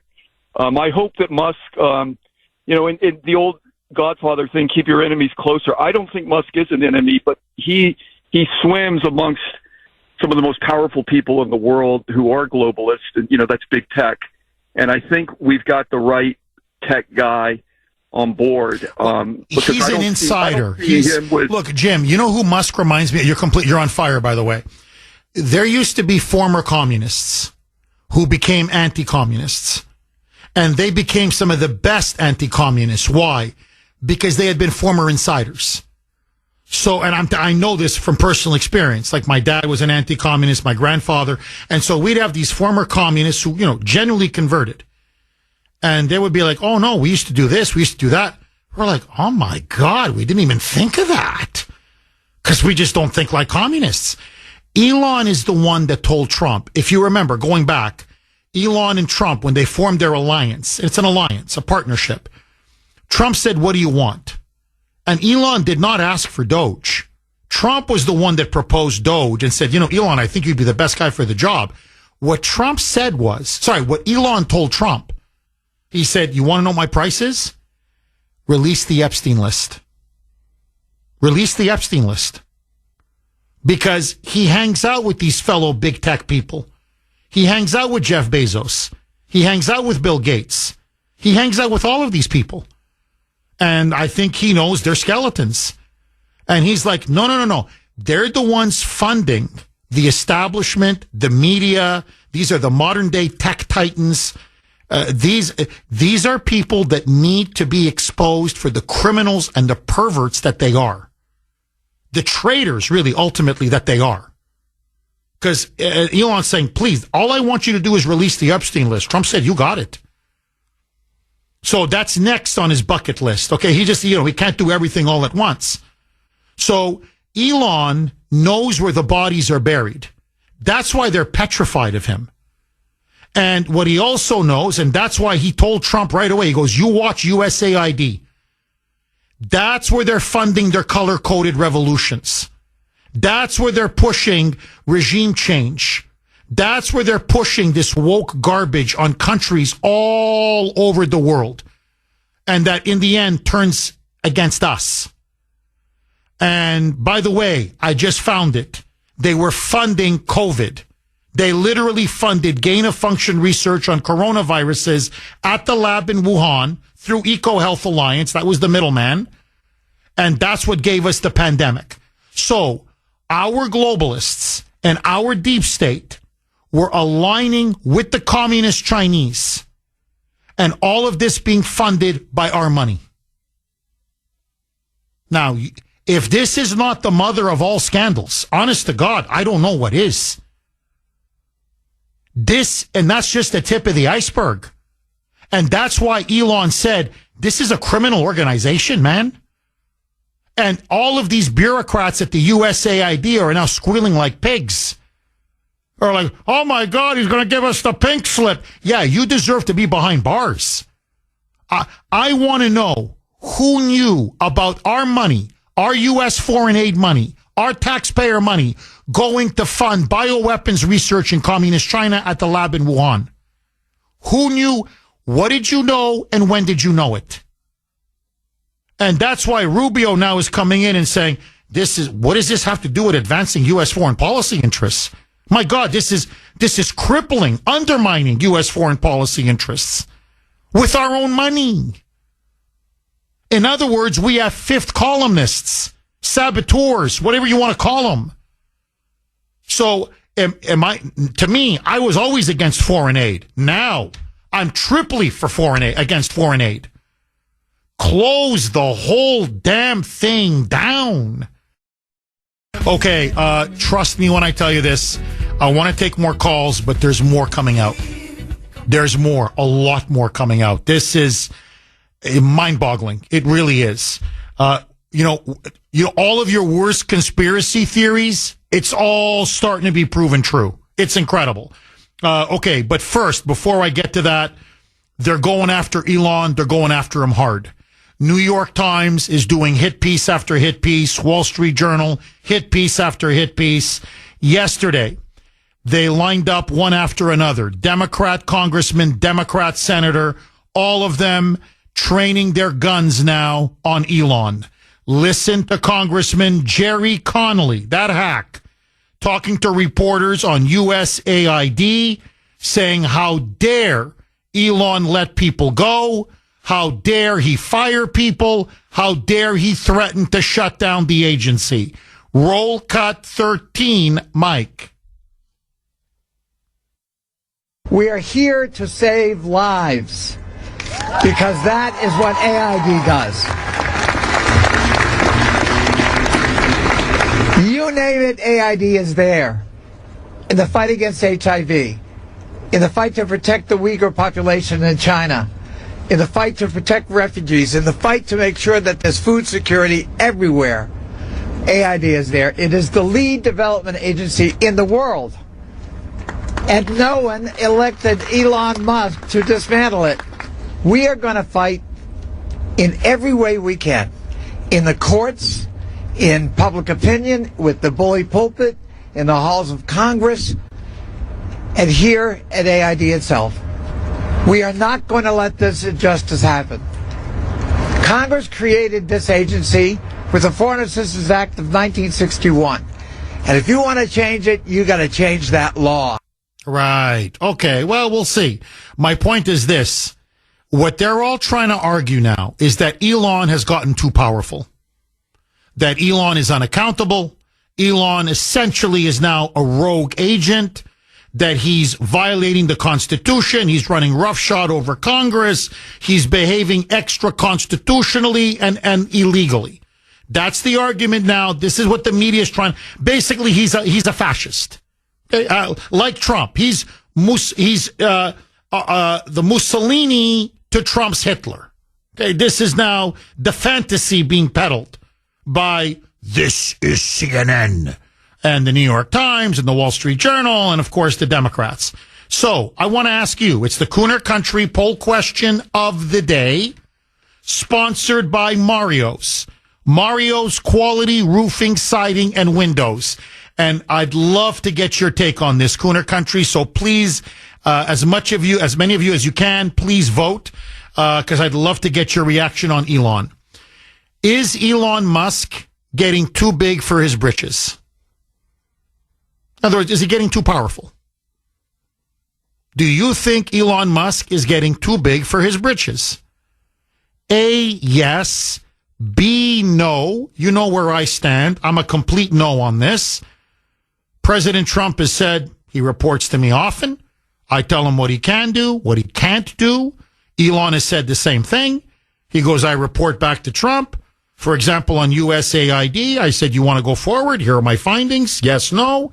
He said yes. I even said to him, are you sure? So there's no, misunderstanding. He said, go ahead, Elon. You got my full blessing. So to me, as long as he keeps responding and, being authorized by the president and continues to stay in contact with Trump, what's the problem? He's doing what Doge is supposed to do. But that's me. I want to hear from you. A, yes. B, no. You can vote on our webpage, wrko.com/Kuhner, Kuhn as in national ER, wrko.com/Kuhner. Or if you prefer, you can vote via X, my handle there, at the Kuhner Report, all one word, at the Kuhner Report, Kuhn as in national ER. Richard, my fellow paisan in Foxborough. Thanks for holding, Richard, and welcome. Welcome. Thank you, Jeff, for your call, for letting me on. Jeff, can we go back a little bit in history? Yes, go ahead, quick. Sure. Okay. Back in 1961, which USAID was established, I had gone to South India to work at the American consulate. In 1962, it was a Sunday afternoon. I heard a racket out in the street. And lo and behold, I looked out the window and come to find out, USAID, Care Milk, had gotten on the black market already. These people has planned everything along the way. It's a feel good department, and the next thing you know, it's on the black market. That milk did not go to the people; it went to the black market. So only people that could afford it would get it. Where do you go from here? Now look what we have. We have everything been bastardized to the point where it's crazy. They're absolutely nuts. Well, Richard, look, this is, you nailed it. Richard, I used to read about these foreign aid programs in USAID. And there was, exactly, you're pointing out, corruption, mismanagement, black market, bribery, kickbacks. But now we're funding bioweapons research. We're using the money to engage in regime change, to destabilize entire countries, to push DEI and transgenderism on Africa or Eastern Europe. 617-266-6868 is the number. You can text us 70470, 70470. This is from 617. Jeff, Trump is steamrolling the Democrats right now. Look at the latest scorecard. Colombia complied. Mexico complied. Canada complied. U.S. aid exposed. Oh, and he's exposing them. He is really, really exposing them. Okay, listen now to this. Okay, here it is. Elon Musk, through Doge, has now just exposed, listen, it's coming out now every second, every minute, that under the Biden regime, the Biden government illegally, I want to stress that, underline the word illegally, shifted billions of dollars allocated to help needy, poor Americans here in the United States in the budget to flying illegals all across the country in the dead of night, if you remember, at 2 a.m. Here is now how Elon tracked it down. Apparently, a non-governmental organization got paid $600 million every 2 months. Every 2 months. To fly, bus, transport illegals and then set them up in hotels or motels all across the country. In fact, Elon nailed down the person in the Department of Homeland Security under Mayorkas who actually sent the electronic fund transfers. The money, the actual 600 mil.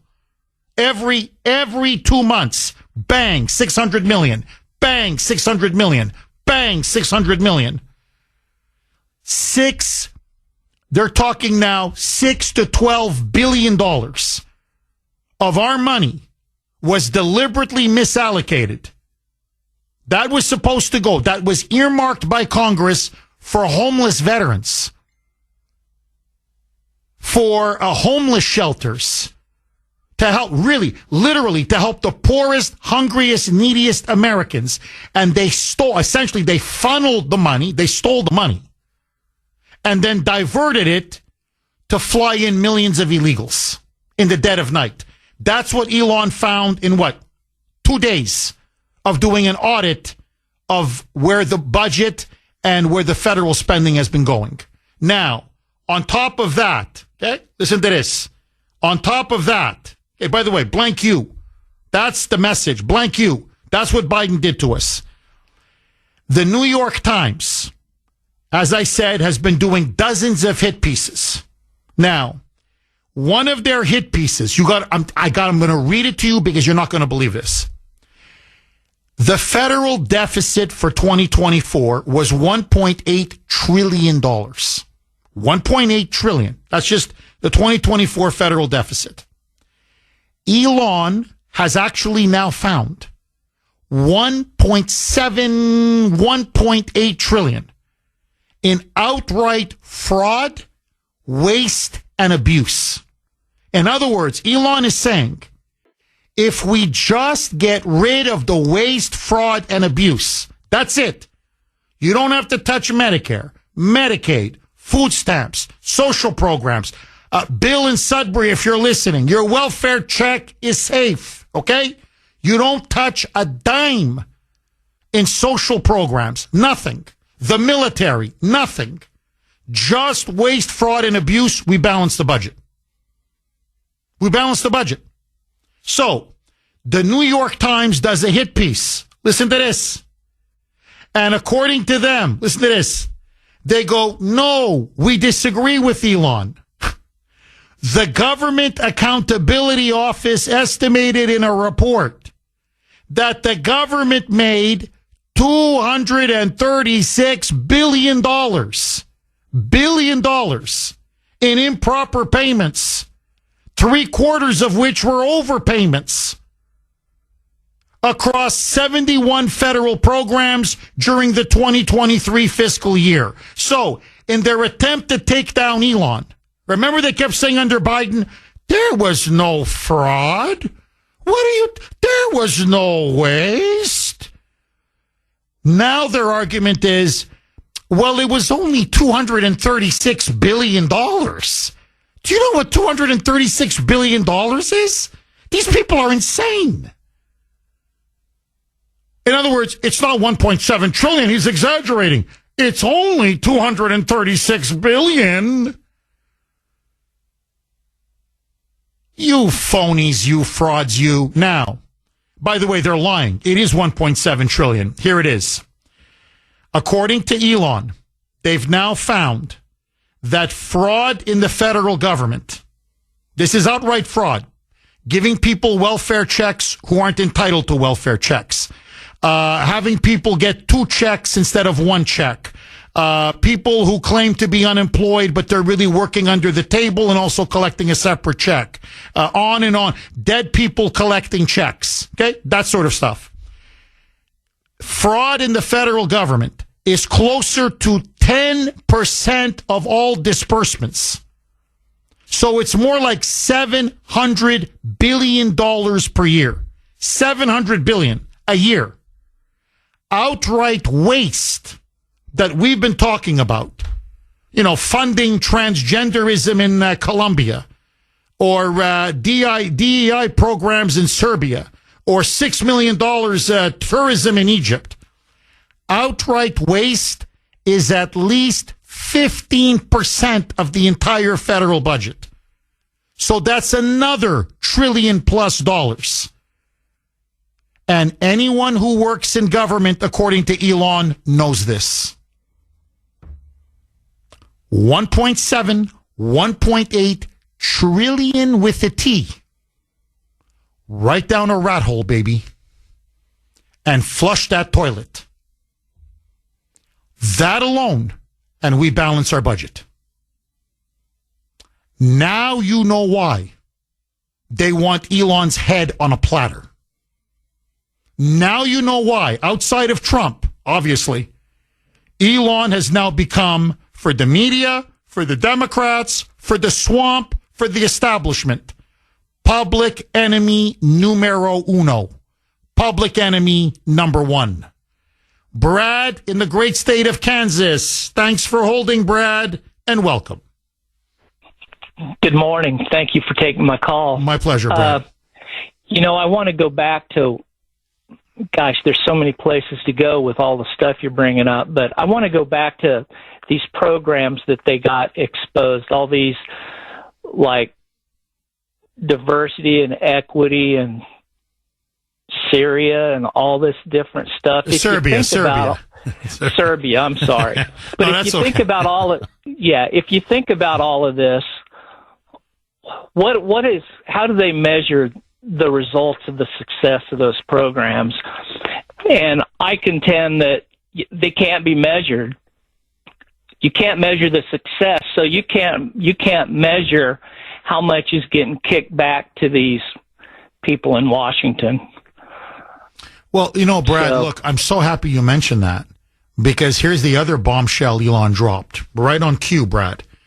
He said, Jamie Raskin was protesting yesterday in front of USAID. Chris Murphy, that moonbat from Connecticut, I played him. Jerry Connolly, Ilhan Omar. Remember her? Some people did something. They're the ones getting kickbacks. Elon said, I'm following the money. And you know where the money's going? To the people that are yelling and screaming outside of USAID. They're the ones screaming the loudest. He says the kickbacks, the bribery, how the money is coming back to these corrupt politicians, or to their offices, or to their wives, or to their spouses, or to their family members. He goes, it's going to blow your mind. So $1.7 trillion, he says, in total, is not just being misused, misappropriated. A lot of it is coming back into the pockets of politicians. I mean, they're crooks, and he's catching them with their hands in the cookie jar. Brad, final word to you. Well, I think this is a secondary issue, what we're just talking about right now. And the primary issue of all of this is all these programs are meant to break down our society. It's to break down the family. And so that's the primary goal. The kickbacks are just a secondary benefit for them. And the last thing I'd like to say, sir, is 1.8 trillion. Do you know how many billions that is? 617-266-6868. Okay. This is a bit overwhelming. I understand. There's so much now coming out from Doge. just in the last 48 hours. Please bear with me another 2 minutes, and I'm going to go right back to the phone lines. I would be remiss if I did not tell you this. You need to hear this. One of the people who spoke at that huge press conference in front of USAID headquarters, USAID, was Ilhan Omar from Somalia. Everybody knows her story. Radical leftist, pro-Islamist, to me, clearly a traitor, vicious, virulent anti-Semite, a Jew hater to the core. Some people did something on 9/11. You remember that? Listen to her yesterday. She was out of her mind that Trump was going to shut down USAID and cancel all the programs. Roll cut 14, Mike.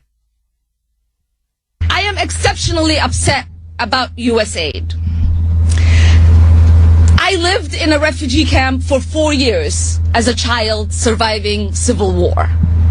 It is the essential programs that USAID provided that kept my family and I fed and safe.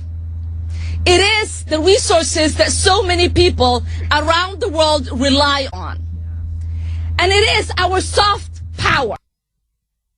Okay.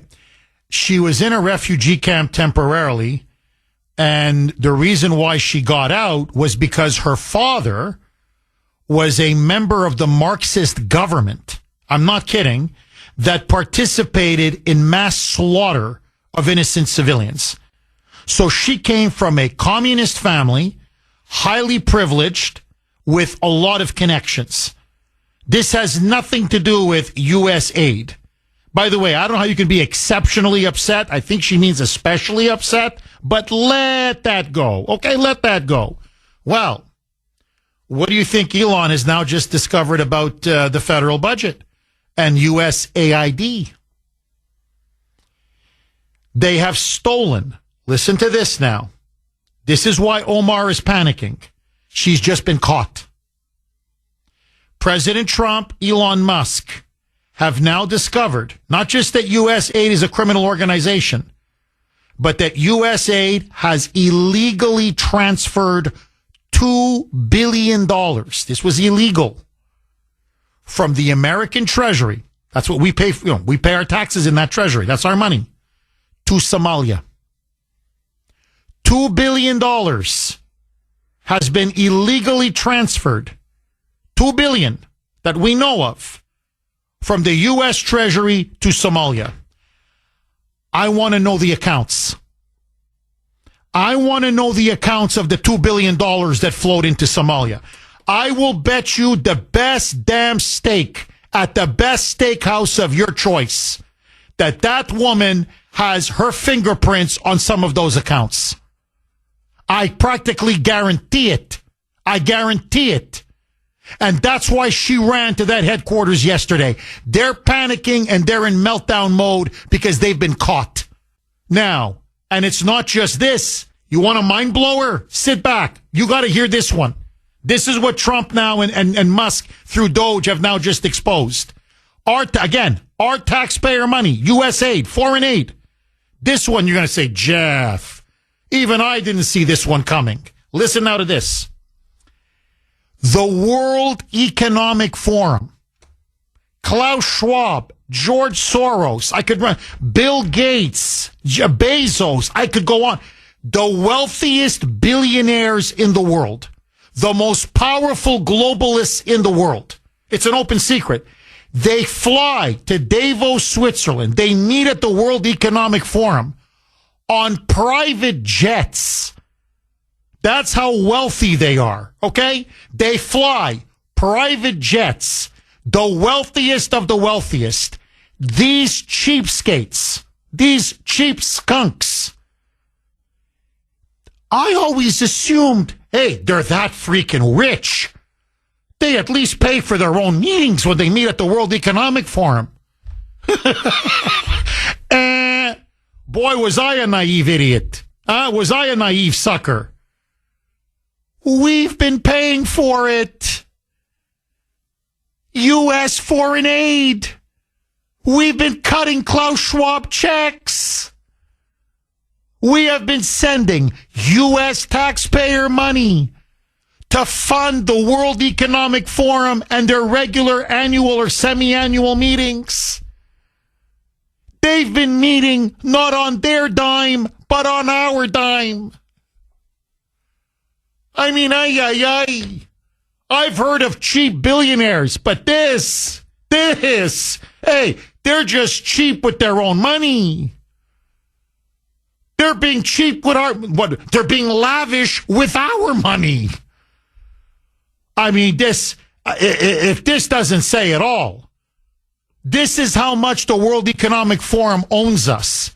We pay for their meetings. And as has now been discovered, here, I'll play you the cut. Marco Rubio, he spilled the beans yesterday. He said, no, let me tell you what this is all about now. It's obvious. Our entire foreign aid, and by the way, again, USAID is a front for the CIA. It's a front group for the CIA, okay?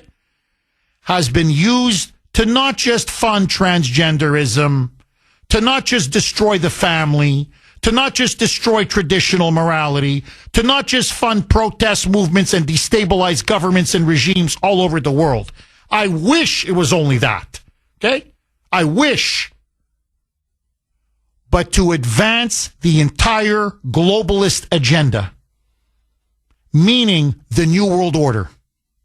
Destroy sovereignty, destroy national independence, countries, nation states, destroy religion, ultimately to create a new world order.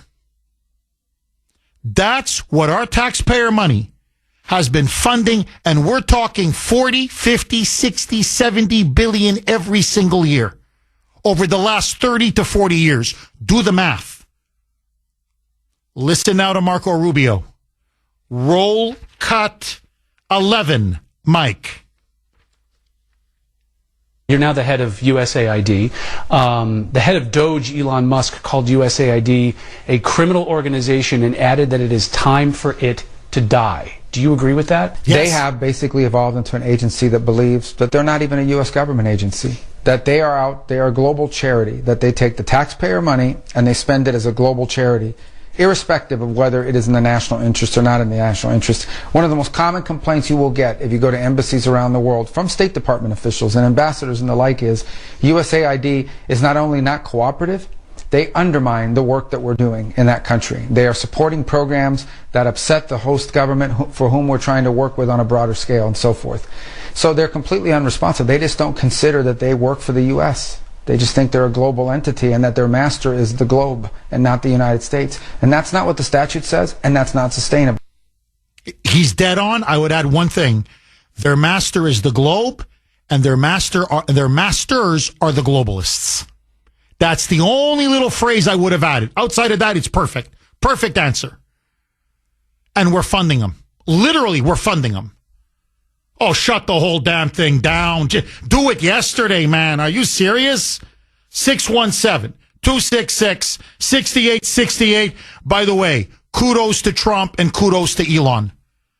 And by the way, today, just so that you know, they're going to tackle the FBI. And they're also calling now to end the Department of Education. I mean, they're just getting started. So get ready, because a lot more skeletons now are going to be coming out of the closet. They're going to reveal the whole damn thing. 617-266-6868. Richard in New Hampshire. Thanks for holding, Richard, and welcome. Hey, good morning, Jeff. Hi, Richard. Jeff, let me pile on to USAID, and let me pile on to another corporate government agency. It's OPIC. Did you ever hear of OPIC? OPIC? Yes. All right, it's Overseas Private Investment Corporation for all the listeners out there. All right, let's take you back now, Jeff, if you don't mind. I'll take you back to NAFTA when it first started. NAFTA originally was NAFTA. And the FA was finance agreement, Jeff. And basically what it was that the bankers were in charge of NAFTA. And not only that, but they had USAID working for them. They had OPIC working for them. And what they did is they went to all the corporations here in the United States, and they came out and said, look, what we do, we'll take all your equipment and stuff, we'll move it to any place you want overseas. We'll set you up for free, we'll get you to labor, we'll get you everything, and if there's a strike, if there's a revolution, the taxpayers are going to be paying for this. You won't lose a dime, okay? Now, the thing that they want us not to know about is the fact that the bankers, Jeff, they cannot own part of your business here in the United States. It's against the law, okay? So what the bankers did by moving all our manufacturing overseas, which is, it was treason by the bankers. And basically what they did is they got what they call shadow warrants. So in other words, when you set your business up overseas, Jeff, all right, they were allowed to take 5%, 10%, 20%. They own your part of your manufacturing business. They can't do that here. So in other words, if you have anything, have them look into OPEC too, and have them look for all the treason for them closing down our manufacturing over here, and they moved it all overseas. And Jeff, that was all done by the bankers and USAID and OPEC. Were you aware of that, Jeff? I was not aware of that, Richard. I mean, I knew the big banks were big, like, Goldman Sachs and all of them, these big investment firms, big banking firms, financial institutions, huge backers of NAFTA.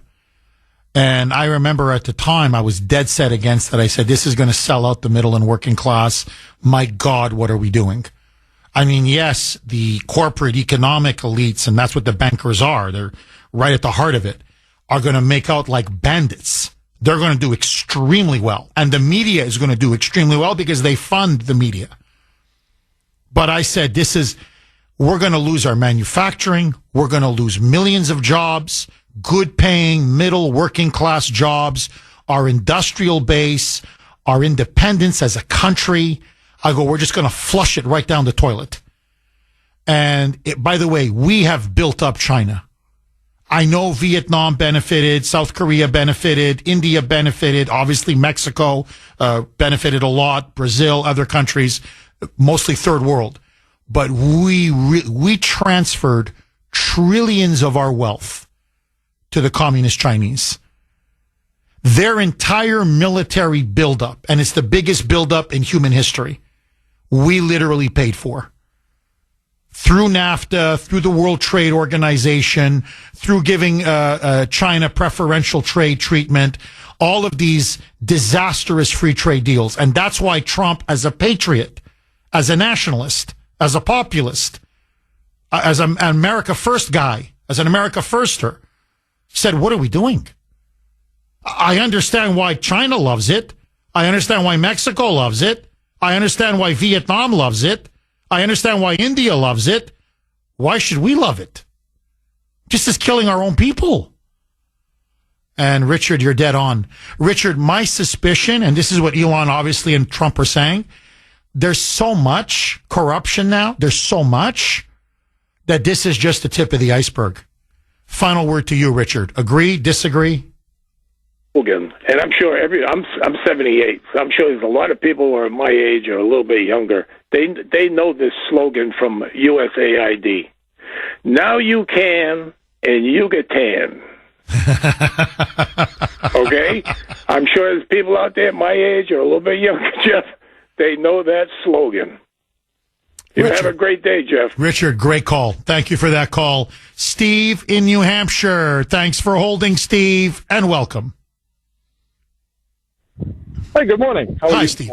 Very good. How are you, Steve? I mean, it's depressing, but it's empowering at the same time because it's being exposed and people are getting fired and agencies are being closed down and they're starting to drain the swamp.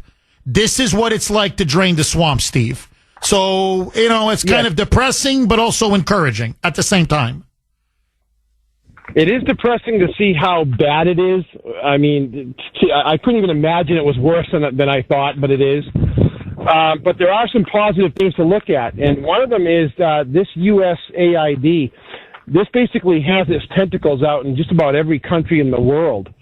So I'm hoping, and Fauci might fall under this as well, I'm hoping that our Department of Justice will work with foreign courts and governments to bring people who are on U.S. soil to justice, because Fauci's presidential pardon, that's only valid in America. If we can pin deaths all across the planet on Fauci, there's nothing to stop our Department of Justice from taking him into custody and handing him off to a foreign court. What do you think? Oh, he's a war criminal. I mean, that's what he is. He's a modern day, no, it's crimes against humanity. Steve, I got to ask you this. I agree with you. Let me be frank. And again, maybe I'm naive. Okay. Grace always says that. She goes, Jeff, boy, oh boy, you're just too trusting sometimes. It's true. I don't know why, but that's just the way I am. I knew the NIH. I knew Fauci, National Institutes of Health, CDC. I knew all that. Did you honestly ever think that our foreign aid would have gone to fund bioweapons research at that lab in Wuhan, China? That one, that rang my bell. And that we would actually be paying for the World Economic Forum? That we'd be sending our taxpayer dollars to Klaus Schwab? Steve, I did not see those two coming. Honestly, did you?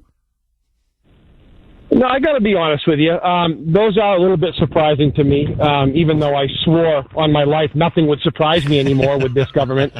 However, yeah, I mean, and the Wuhan laboratory is just one of probably upwards of 1,000 laboratories around the world that we are sending money to fund things that are going to make that outbreak look like a picnic. When you start releasing something with a 95% fatality rate, the game over. Steve, thank you very much for that call. Now we know Ukraine, and I'm going to get to Ukraine later. You're not going to believe what they found about Ukraine. I'll tell you, we're talking about another mind blower. That's what they found about Ukraine. But I'll get to that soon, I promise. But now, the biolabs. The 46 biolabs in Ukraine. Who do you think funded that? USAID. And one of those biolabs that we know of? Hunter Biden. Owned by Hunter. Now you know why we've been sending nearly $200 billion to Ukraine. Mags in New Hampshire. Thanks for holding, Mags, and welcome. Good morning, Jeff, and as always, God bless you, Sandy and Mike, and Thank you. I hope all is going well with your family now. Thank you, Mags. I want you to know that I am totally, thoroughly disgusted, because basically we funded killing our own people. Okay? Killing our own people, and then we funded other people that hate our guts. The World Organization. The New World Order. I'm right now blown away by it. And if these people like Ilhan Omar, okay, that took money from us, these employees of the United States of America, us, okay, that stole from us, better be prosecuted and everything taken from them. Everything that they stole from us, which we should be able to get that trillions of dollars from what it sounds like to me. What do you think? Mags, I think we're looking at trillions of dollars when everything is, I don't mean like last year. I'm talking now, if you start looking into this over the last couple decades, we're looking at trillions, literally trillions of dollars. Ilhan Omar is a traitor, absolute traitor. And I think she's a crook. I guarantee you she's a crook. I guarantee it. $2 billion illegally stolen, siphoned off from the U.S. Treasury and transferred to Somalia. And she's out there crying in front of the headquarters and going on about, I was at a camp, at a refugee camp. It was USAID that saved me. And I know she's lying through her teeth. No. Look, Mags, they funded the communist Chinese with our money. Okay? The regime in Beijing. They funded bioweapons research. They funded the World Economic Forum. And I got to say this, Mags, and I promise I'll give you the last word. I'm thinking of going to Croatia this year to visit. I have very few family left there. There's an aunt. She's very old. She's almost 90. I want to see her. My dad passed away. And anyway, Grace says I should go see her because she's not that well. So I haven't been there in 15 years. Okay. The last time I was there, 15 years ago, my cousins and relatives were telling me, do you know that you Americans are funding LGBTQ and, all this stuff to undermine the family and traditional morality here in Croatia? I thought, you guys are crazy.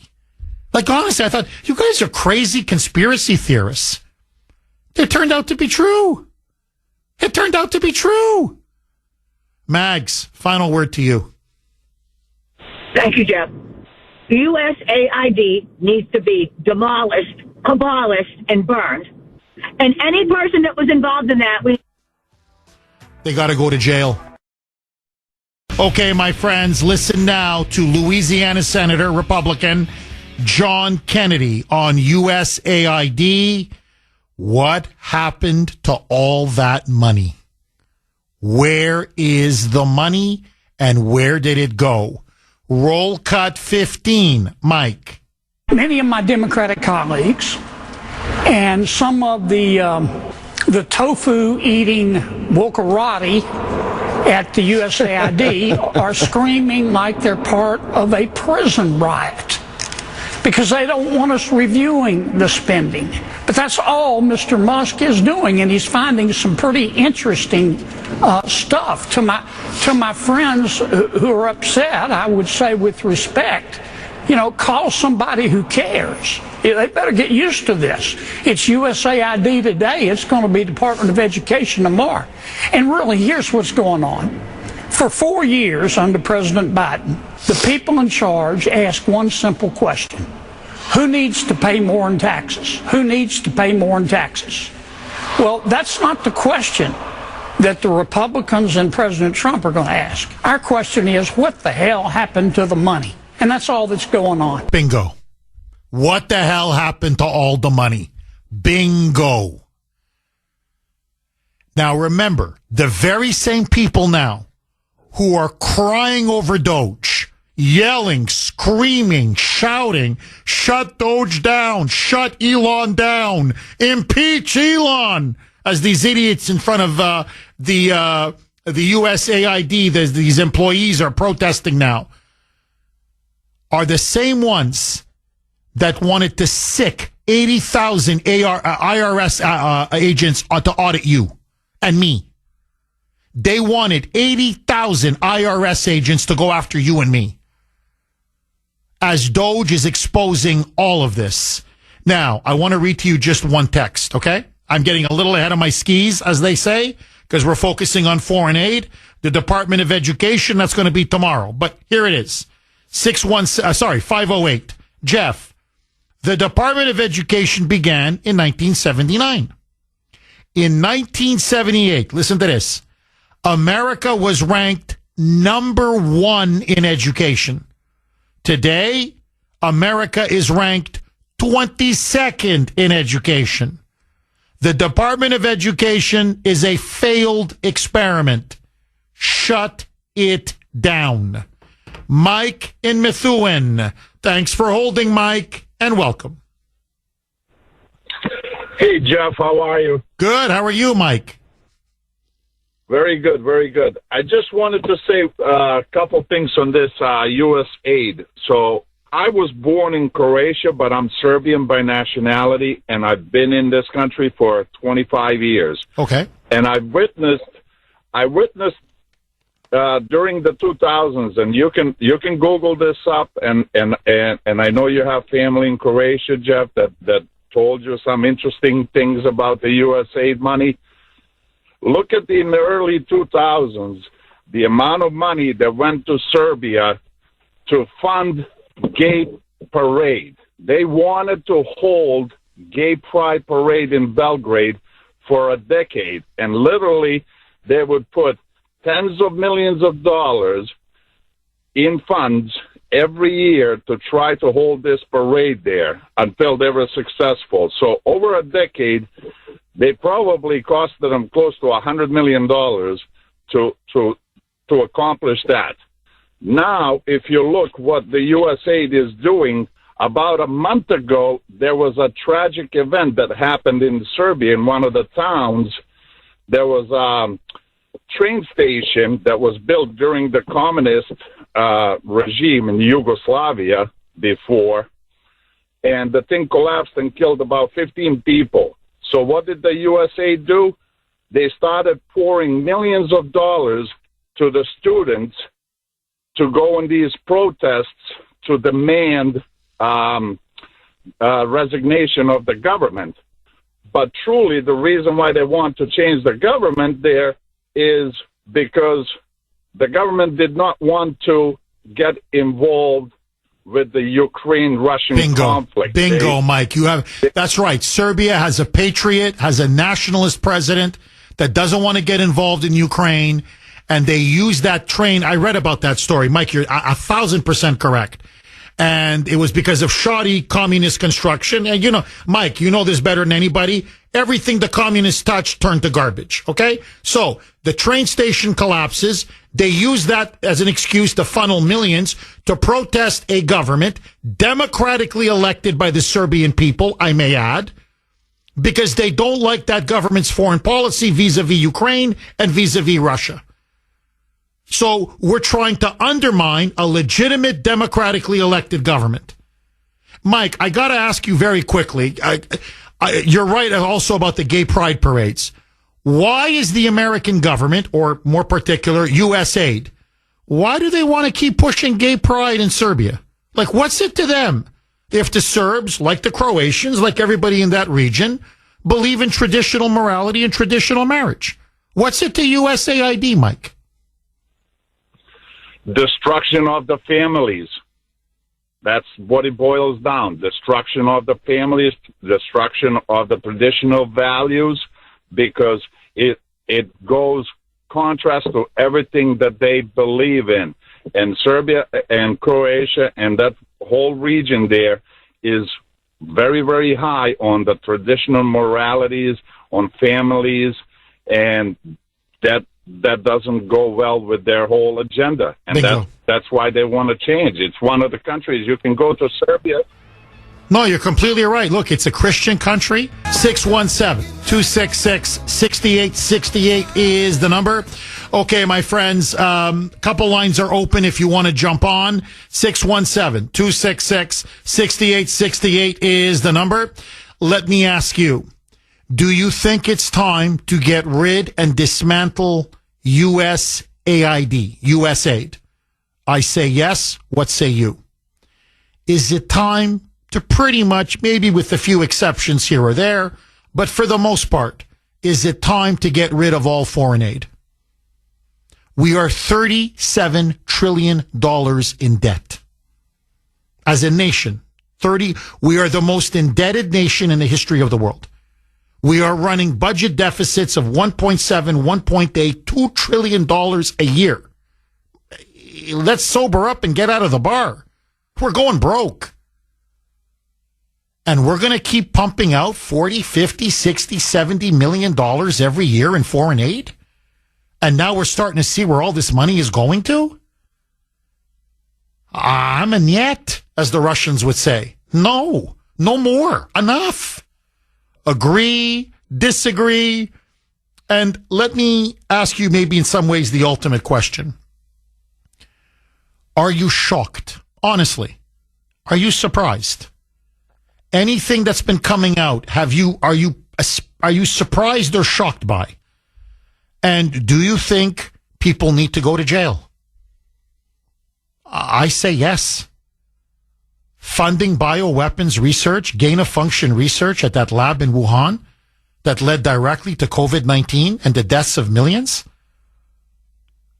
here and around the world, I'm sorry, that to me is unforgivable. Agree, disagree.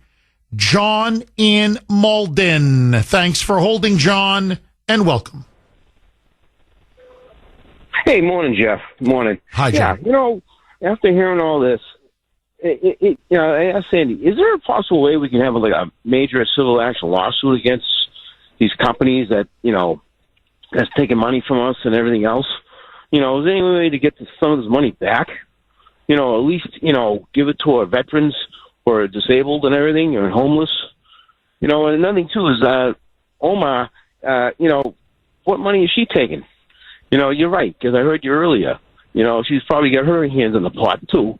And Schumer, he ain't helping out either. He's another one that should be... they need to be... No, I think there's no... John, there is no question. Look, Elon, he's the wealthiest man in the world. Okay? Whether you like him or not. I'm just stating a fact, right? He's the wealthiest man in the world. If anyone will ever become the first trillionaire, it could be him. Okay? So this is not a guy to throw around charges lightly, because he's got very deep pockets. He knows. He makes an accusation against Ilhan Omar. She's going to sue the pants off of him. Or Jamie Raskin. I'm just mentioning these names because these were the ones protesting and giving speeches in front of USAID yesterday.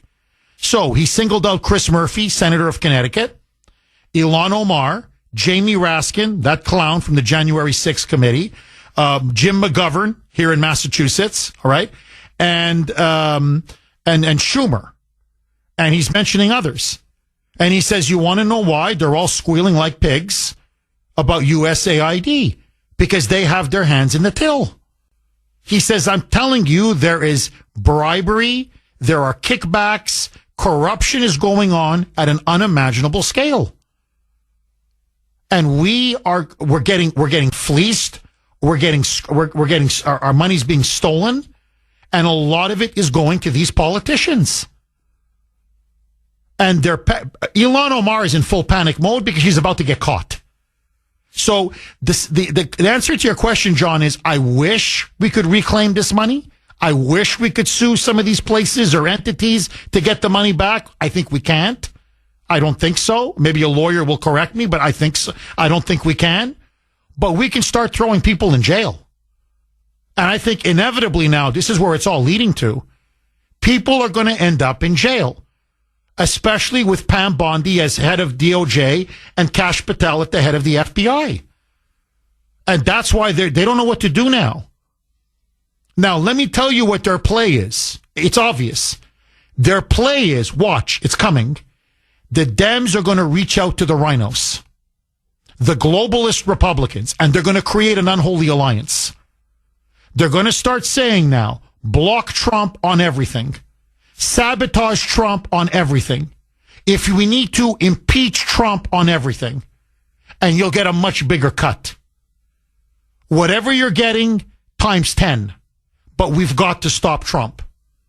So watch now for this to start to happen. They're so predictable. By the way, it still won't stop them. They still can't stop Trump. Because now, it's like a snowball. It's just too much now. It's just going and going and going. And the people now, our eyes have been opened. We've now been awakened, and there's no stopping us.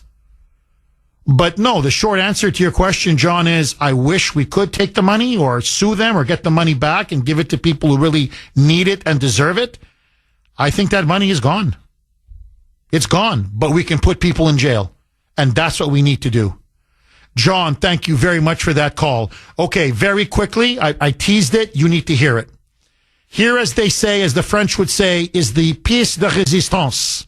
Okay, the cherry on the sundae. Ukraine.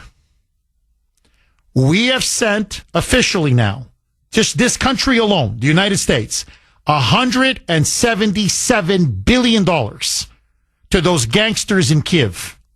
Okay, to Ukraine, to Zelensky and his cronies.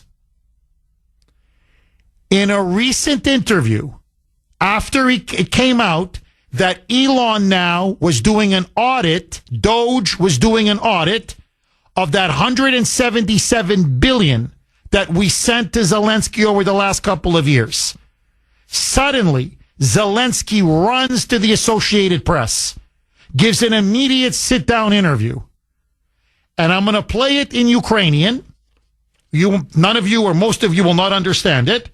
And the only reason why I'm going to play it in the original Ukrainian is so that if anybody says I'm misinterpreting his words, you can hear the actual Ukrainian and somebody will translate it, and you'll see that the Kuhner man is 1,000% correct. So here is Zelensky in Ukrainian, no translation. What happened to all the money, the 177 billion of our money that we sent to Ukraine? Roll it, Mike. It's Zelensky, roll cut 5 in the original Ukrainian, Mike. Дивіться, я коли чую, і раніше чув, і сьогодні ми чуємо від Сполучених Штатів Америки, що Америка дала Україні сотні мільярдів. 177, якщо сказати більш точно. Така звучала точна цифра, яку підтримували або голосував Конгрес. You stole that much? Організації. Дивіться, я як президент воюючої країни вам говорю. You son of a BU. In other words, let me give you the English translation, okay? We only get $75 billion. I don't know what happened to the rest of money. I don't know. They send 177 billion. Yes. But my government only receives 75 billion. Which means if you do math, 177 minus 75 equals 102. So over $100 billion is just gone. I don't know. I don't know where it go. Maybe it go in my pocket. Maybe it go in the pocket of my friends. Maybe it go in the pocket of my genitals. But the money is gone. Literally. He's now saying they only received $75 billion out of $177 billion. They stole over half the money. They stole over half the money. He did. His cronies in government did, who made out like bandits. His generals did. And I'm sure America, I will bet you the best steak at the best steakhouse. The Biden crime family got their cut. I'll bet you politicians in Washington one after another. Cut after cut after cut after cut. And do you remember Rand Paul? Remember Senator Rand Paul? And he said, okay, you want to keep sending all the shoveling billions out the door to Ukraine. No accountability. We don't know where the money's going. Fine. I just want one person to audit the money. Remember that? He said, I just want one Ukraine auditor. Just one. And I thought they were going to kill him on the Senate floor. 617-266-6868. My friends, to sum it up in one line. What is now being exposed at USAID is the largest fraud and money laundering organization, criminal organization we have ever seen in history. I'm telling you, it is the largest criminal fraud and money laundering scheme in the history of the world. And there's more to come. I'm telling you, there's more. That's just a piece, less than 1% of the federal budget. 0.7%, if you want to get technical, goes to foreign aid. So imagine all the fraud and the money laundering and the bribery and the corruption, the criminality, just in this one piece, small slice of the entire budget. What the hell you think Elon's going to find with the rest of the 99%? Get ready, my friends. Carol in Bridgewater. Thanks for holding, Carol, and welcome. Hi, Jeff. Hi. I just would like to say here that I agree that it needs to be totally taken down. I feel as if here that they're like cockroaches. Once the light's shed on them, scattering to either blame and deflect in different areas to take the heat off of them.